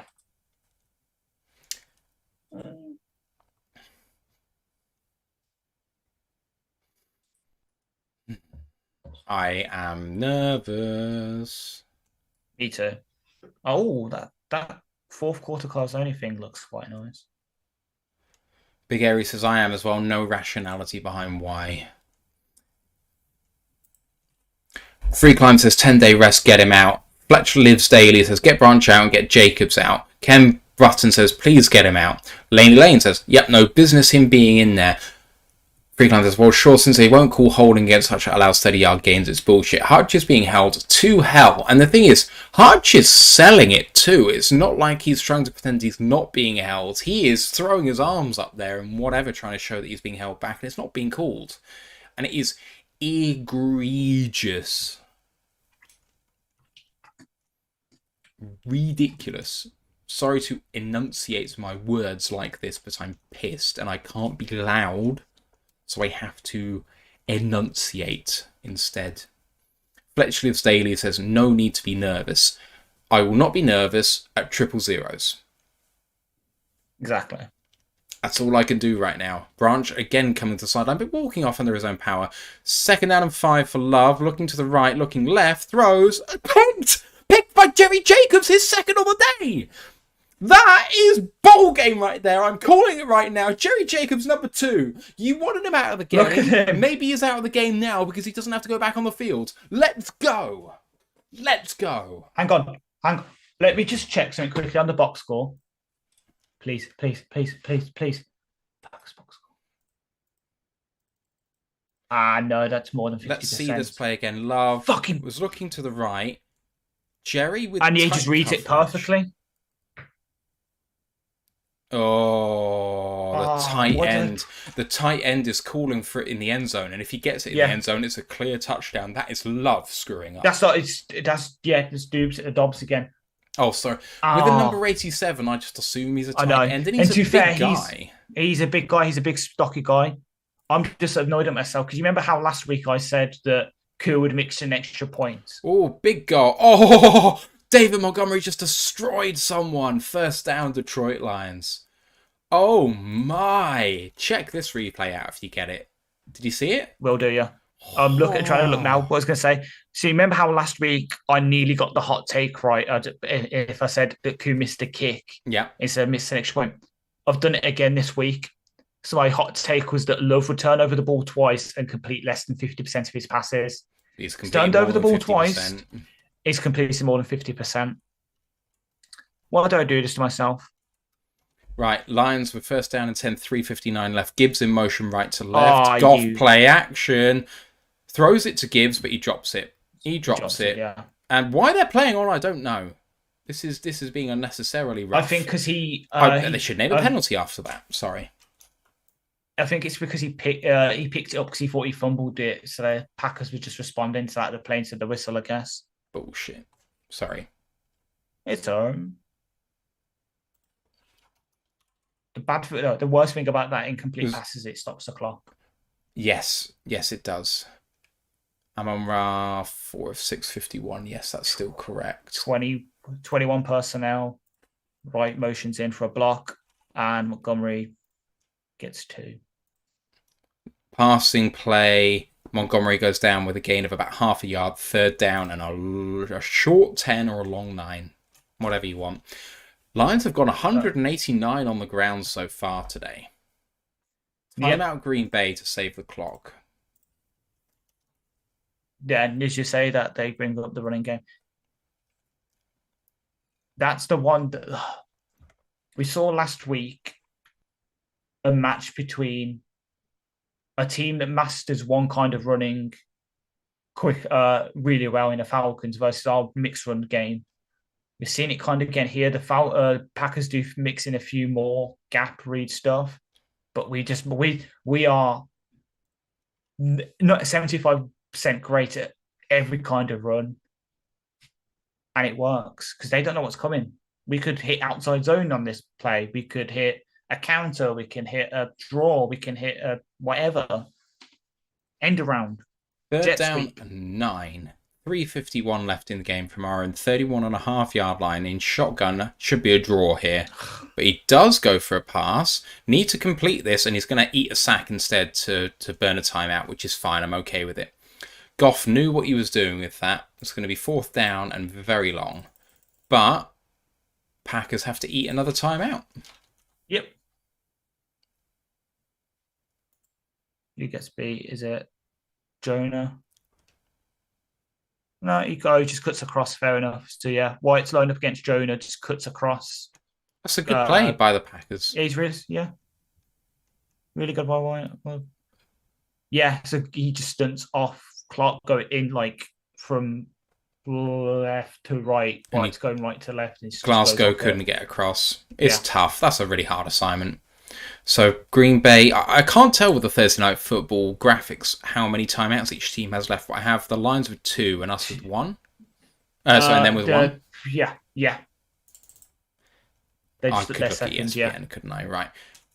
Box with the punt, and I hope he's hammered that compared to what he has been doing, and it's not too bad. Received at 31, and he's got away a bit. Bit of room for Nixon. He's getting away, and all the way down to the Lions' 35-yard line. Eventually got there was Craig Reynolds. 3:32 left in the game. First down and 10 Packers. So that's a net gain of 13 yards. A bit more than that. Received at their 30-yard line, 35-yard line, 31, all the way down to our 35, 32-ish. Yeah. So that's a gain of like 30 yards net. Yes. Oh, sorry. Sorry, I see what you mean. I'm an idiot. Sorry. Yes, from where we kicked it. Yeah. Sorry. Yeah. My bad. First down and 10 Packers. Love takes it. You're not going to call the holes? 5-step drop. And it's Kamish. It is Kamish. Hutch got there first, and Kamish finished it off. Well done. You are well in front of me. Sorry. It doesn't matter now. We're all good. Second down. And I want to say that's second down and 17. Hutchinson from inside. They are just putting a pass rush set out now. Love has gone quickly. Throws it short to try and kill clock. And they do complete it. Third down, and I'm going to say that's third down and 9. ESPN's 7, I think. All right, all good. Third down and 7. Yeah. Mike says Harris is a terrible gunner. He's not a great gunner. I'm not going to lie.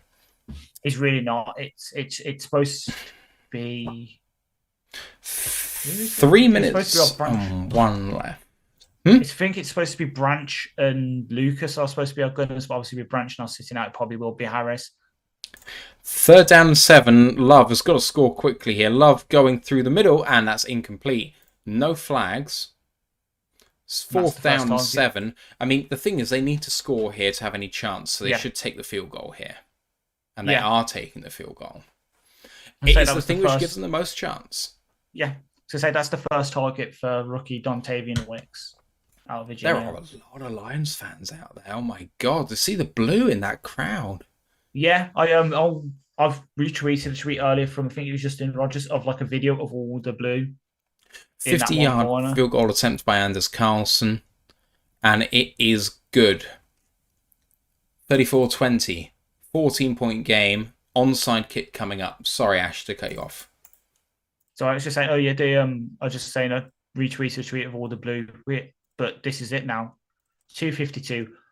They've got one more time. I'm going to say they've got 2 more timeouts. So they've got their actual timeout, but then they've got 2-minute warning. We can easily bleed this clock down to a minute 45 seconds. They have 1 timeout left and the 2-minute warning, which gives us 1:20 to burn. No. So 40 seconds takes us down to 2:12. 12 seconds takes us down to 2 minutes. And then the 2-minute warning and a timeout. We can bring it down to 2 minutes. 2 minutes. 2 minutes is what we're looking at. Okay. That's all it is. But then they need to score twice from that position. Yeah. And I'm hoping that we are a bit more successful than just running 3 dead plays. But, I mean, they need to onside kick it here, recover it, score a touchdown with a PAT, and then onside kick it again. Kicking without a T.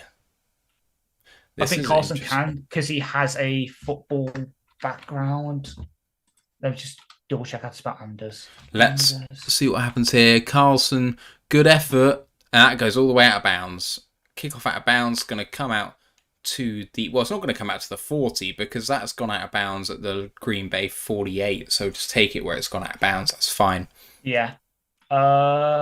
Yeah, knew it. Carlson played soccer at the Classical Academy in Colorado Springs, Colorado. He and when he played for Auburn, he also played for them as in soccer as well during the so yeah. Joshua Mercer 7 saying dominated and Lambeau baby with a highlighted amount. Appreciate you, Josh. Yep. 252 left Lions plus territory. Montgomery with a big hole. Lovely. Breaking free and gaining about 15 all the way down to the 31-yard line. Green Bay are not burning a timeout here. Here's the thing, though, because I've just seen it on the Wikipedia page. Do you recognise their kicker's surname? Carlson. Maybe you know his older brother?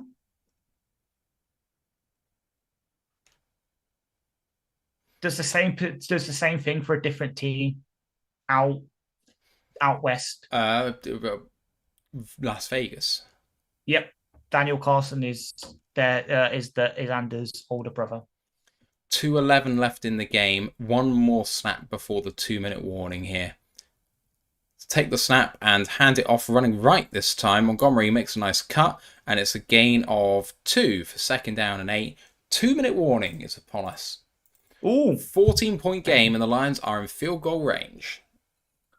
Jerry Jacobs is the first Lions cornerback to have 2 interceptions at Green Bay since Dick LeBeau on September the 29th, 1968. So it is nearly... I mean, cornerback is key there, isn't it? Because we had a safety do it last time. True, yeah. But I mean, it's more the length, like... Not to out Dick my LeBeau dad. is a long time ago. Yeah, not to out my dad, but that's before my dad was born. Ouch. 2nd down and 8 out of the 2-minute warning. David Montgomery out of injury. He's had a heavy workload. It's his first 100-yard game? He has got a 100-yard game. Congratulations to him. He has fully deserved it. I will toast that in a bit when the game's over. The Lions have gross offensive yardage of 413 yards, net yardage of 393 as it stands. That is exceptional, especially when the Green Bay side have net yardage of 230. We have dominated. 2nd down and 7 out of the 2-minute warning. Right in motion and handed off to Montgomery. Gains 2, maybe 3. 3rd down and 4 coming. Timeout taken by Green Bay. That's their final timeout. Yeah. And with that, and with that, I wish Ant happy hunting, because I believe he's probably going to have a field day tomorrow. Probably. What is clear here now is that instead of me still being on tenterhooks about this result, if the Lions get a 3rd down on 3rd and 5, that is ball game. Yep. 1:55 left. 3rd and 5 out of this timeout. 34-20 in a dominating performance by the Lions. And the all-important thing about this result, not only do the Lions go 1 ahead in division, they will now hold a tiebreaker over Green Bay. Handed off to David Montgomery. He plows forward for a gain of 2, maybe 2.5. It's going to be 4th down.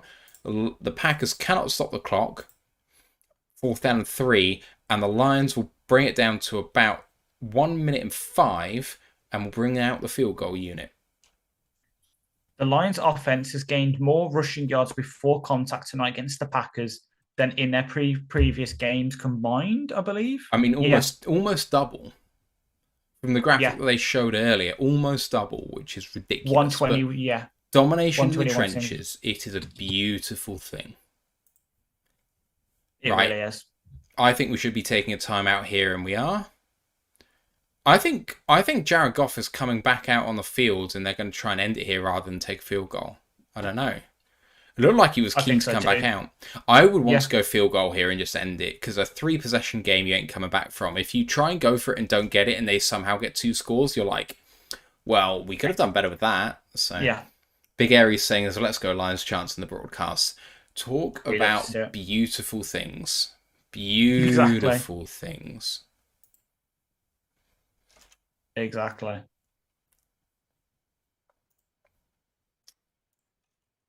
The most upsetting thing about this week, though, is the fact that all the winless teams are playing against each other. Are they? Oh, it's Denver versus Bears and Bears Vikings and versus. Panthers. Yeah, there you go. Well, then there will definitely be two. Exactly. Maybe one of them will be Vikings. Fourth and Hope three. so. The offense is staying out on the field. First down ends the game. Goff is in shotgun. They are blitzing. Goff looking for throw. Caught. Amon Ross and Brown. Ball game. Ball game. As you say, 34 to 20. now we've won this. The worst outcome for us in terms of the future is actually the Vikings. Yeah, the Vikings winning. No. Don't believe that for a second. Because the Vikings winning means the Panthers are still winless, which means that but the Bears will probably also lose to Denver, meaning they will hold both number 1 and number 2 picks at the end of this week, which is Caleb Williams and Marvin Harrison.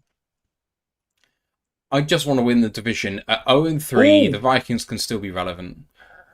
Wow. Did you see the There's the graphic? stat. Dan Campbell, first Lions coach since the 80s to win 4 in a row against Green Bay. And with the game done, let's turn off the score bug and let's bring up the scoreboard for the final time. I'm going to change fourth to end. And there we have it. Lions win 34 to 20 in Green Bay. 19 to 28 for Goff, 210 yards, a touchdown and an interception. David Montgomery, 32 yards, 121 yards and 2 touchdowns, and a stellar performance by him, carrying the load. And Amon St. Brown finishing things off, 5 of 7 for 56 yards and a touchdown. Green Bay, let's call it a valiant performance after the first half. Jordan Love, 22 of 34 for 234, a touchdown and 2 interceptions, both by Jerry Jacobs, by the way. Aaron Jones, with 5 carries for 18 yards, led the team with 27 yards rushing total. And Romeo Dobbs went 9 of 13. I've not updated the graphic, apologies. 9 of 13 for 95 yards. On defense, obviously, we did have an interception on the Lions by Rudy Ford. And looking at the other defensive stats, 5 sacks for the Lions, 1.5 for Aiden Hutchinson, half by Charles Harris, 1 for Bugs, McNeil, and Kaminsky, and other tackles for a loss by Will Harris, Jack Campbell, and Aleem McNeil. For the Packers, they had 2 sacks, 1 by Carl Brooks and Devontae Wyatt, and 4 other tackles for a loss, those by Colby Wooden, Saul Douglas, Quay Walker, and Devontae Wyatt. Ash, it's been a dominating performance. The first half more so than the second, but I mean, even then, Packers outscored us 17-7 when we were well in front. We did what we needed to do, which was kill clock. And at the end of it all, 3-1 versus Green Bay 2-2 in division. Yeah, it's between this and Kansas for the most complete game we've played so far this season, and it's week 4. Sloppy football is played in weeks 1 to is the first couple of months this season. We haven't even hit our best yet, and we're 3-1. God help the opponents for the rest of the season, because we're just going to keep on building momentum. Montgomery's just going to keep getting better and better as he learns to read the holes better with learning his offensive line. Goff will get there with passing to Gibbs. Gibbs will learn how to read the holes as well. We will slowly pick up momentum on offense. We'll get pieces back on defense. I know some people won't see it as a big plus, but Quara is eligible to come off IR now. That's an extra pass rush weapon. So when we want to do these 5-man looks, we've got someone who's a bona fide pass rusher to just attack tackles. We're just going to keep on marching on now. This is but the best thing about this, 2 victory days in 1 week. God help my liver. Lots of thanks coming in from the guys in the chat. Appreciate all of you sticking with us. It's almost 4:30 in the morning. And the Lions are 3-1. And I mean, considering we're the only teams that have played 4 games so far, Lions lead the NFC. Have to, because we've got 3 wins. I'm going by number of wins, not win percentage, obviously. One Pride 0427 says, oh yeah. Lions Faithful and David Reinford 70 subscribing with tier 1.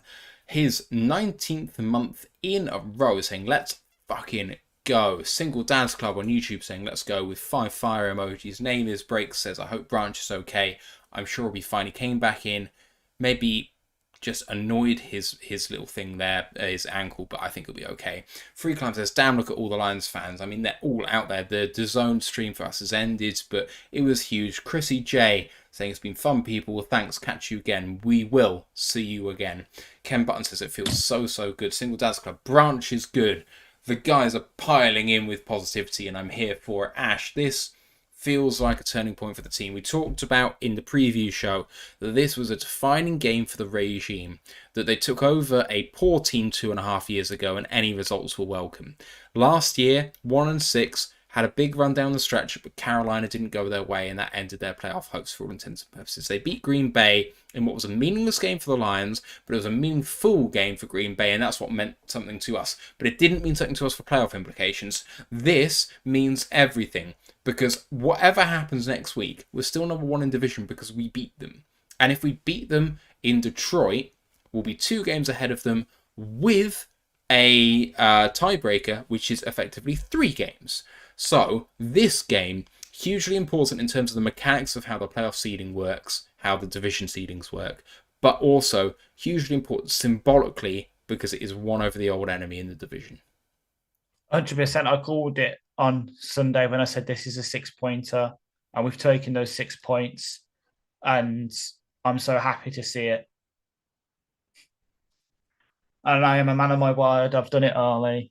Hope you enjoy the sub main exports, and thank you, Joshua Mercer, as well for gifting the 2. But God help us all tomorrow. We're going to be ranting and raving on the review show and absolutely spilling the Kool-Aid. It's going to be a great thing to see. And just I've gone on to that Packers fans, and he's been fair about it. So I've said GG to him. Yeah, Packers made some great throws, especially on that scoring drive where he went 8-9. He made some really good throws. It just wasn't enough of a complete game from them to really stick with us, even when they had that massive scoring run. So just to recap on what's happened in the Twitch chat there. So Joshua Mercer saying, with a highlighted message, yeah, thank you guys very much for trooping through that to give us all some content. He gifted 2 subs in the community. They went to NTHR_1_ Bites the Dust and Dan the Lions fan. 3-1 to start big time, says One Pride 47, and then Ash Soden, no idea who that is, gifted a sub to Maniac Sports. That's Tim. Appreciate you, Tim, for watching along with us. One Pride 427 gifts a sub now to Shank71. The celebration is here, people. Come and join us and bask in the glory. Brent DeWitt says, if I feel bad during the week, I'll just replay this game. Hope I can drink next game. Hope you feel okay, Brent. I know that you had some sort of medical issue before the game and that you were in the hospital. Hope you feel okay. Obviously, it's shit. Don't know what's happening with you, but, be well, and we'll see you next time. Austin Damon saying, what a game. Name is Break saying, we've got Carolina next, then it gets rough. Well, we better fucking win then, people. 3-1 becomes 4-1, and that is a huge advantage over 500. Grandizer says, do, but a bit tired maybe, best not to say more. Better ways is right now, so best we go home ways and get a bit of spatchka, right? Your cadence is particularly odd, but I appreciate all of the support that you give us. Thank you very much. One Pride 47 says, look at the fans in the stands, how yes Lion fans have turned out. The Lions fans believe. We believe for the first time in a long time, Ash, that this team is capable of something special.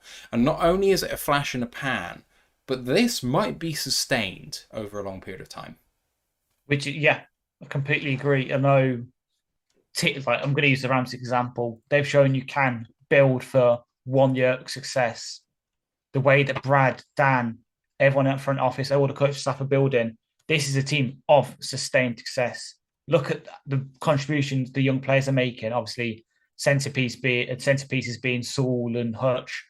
Branch despite getting injured, made some plays today. Barnes made some plays today. Liam really showed up today, and he's really breaking out. I know we had the Giants game last season, but last on Sunday and today, he's absolutely showing up. We are building for the future with an absolute.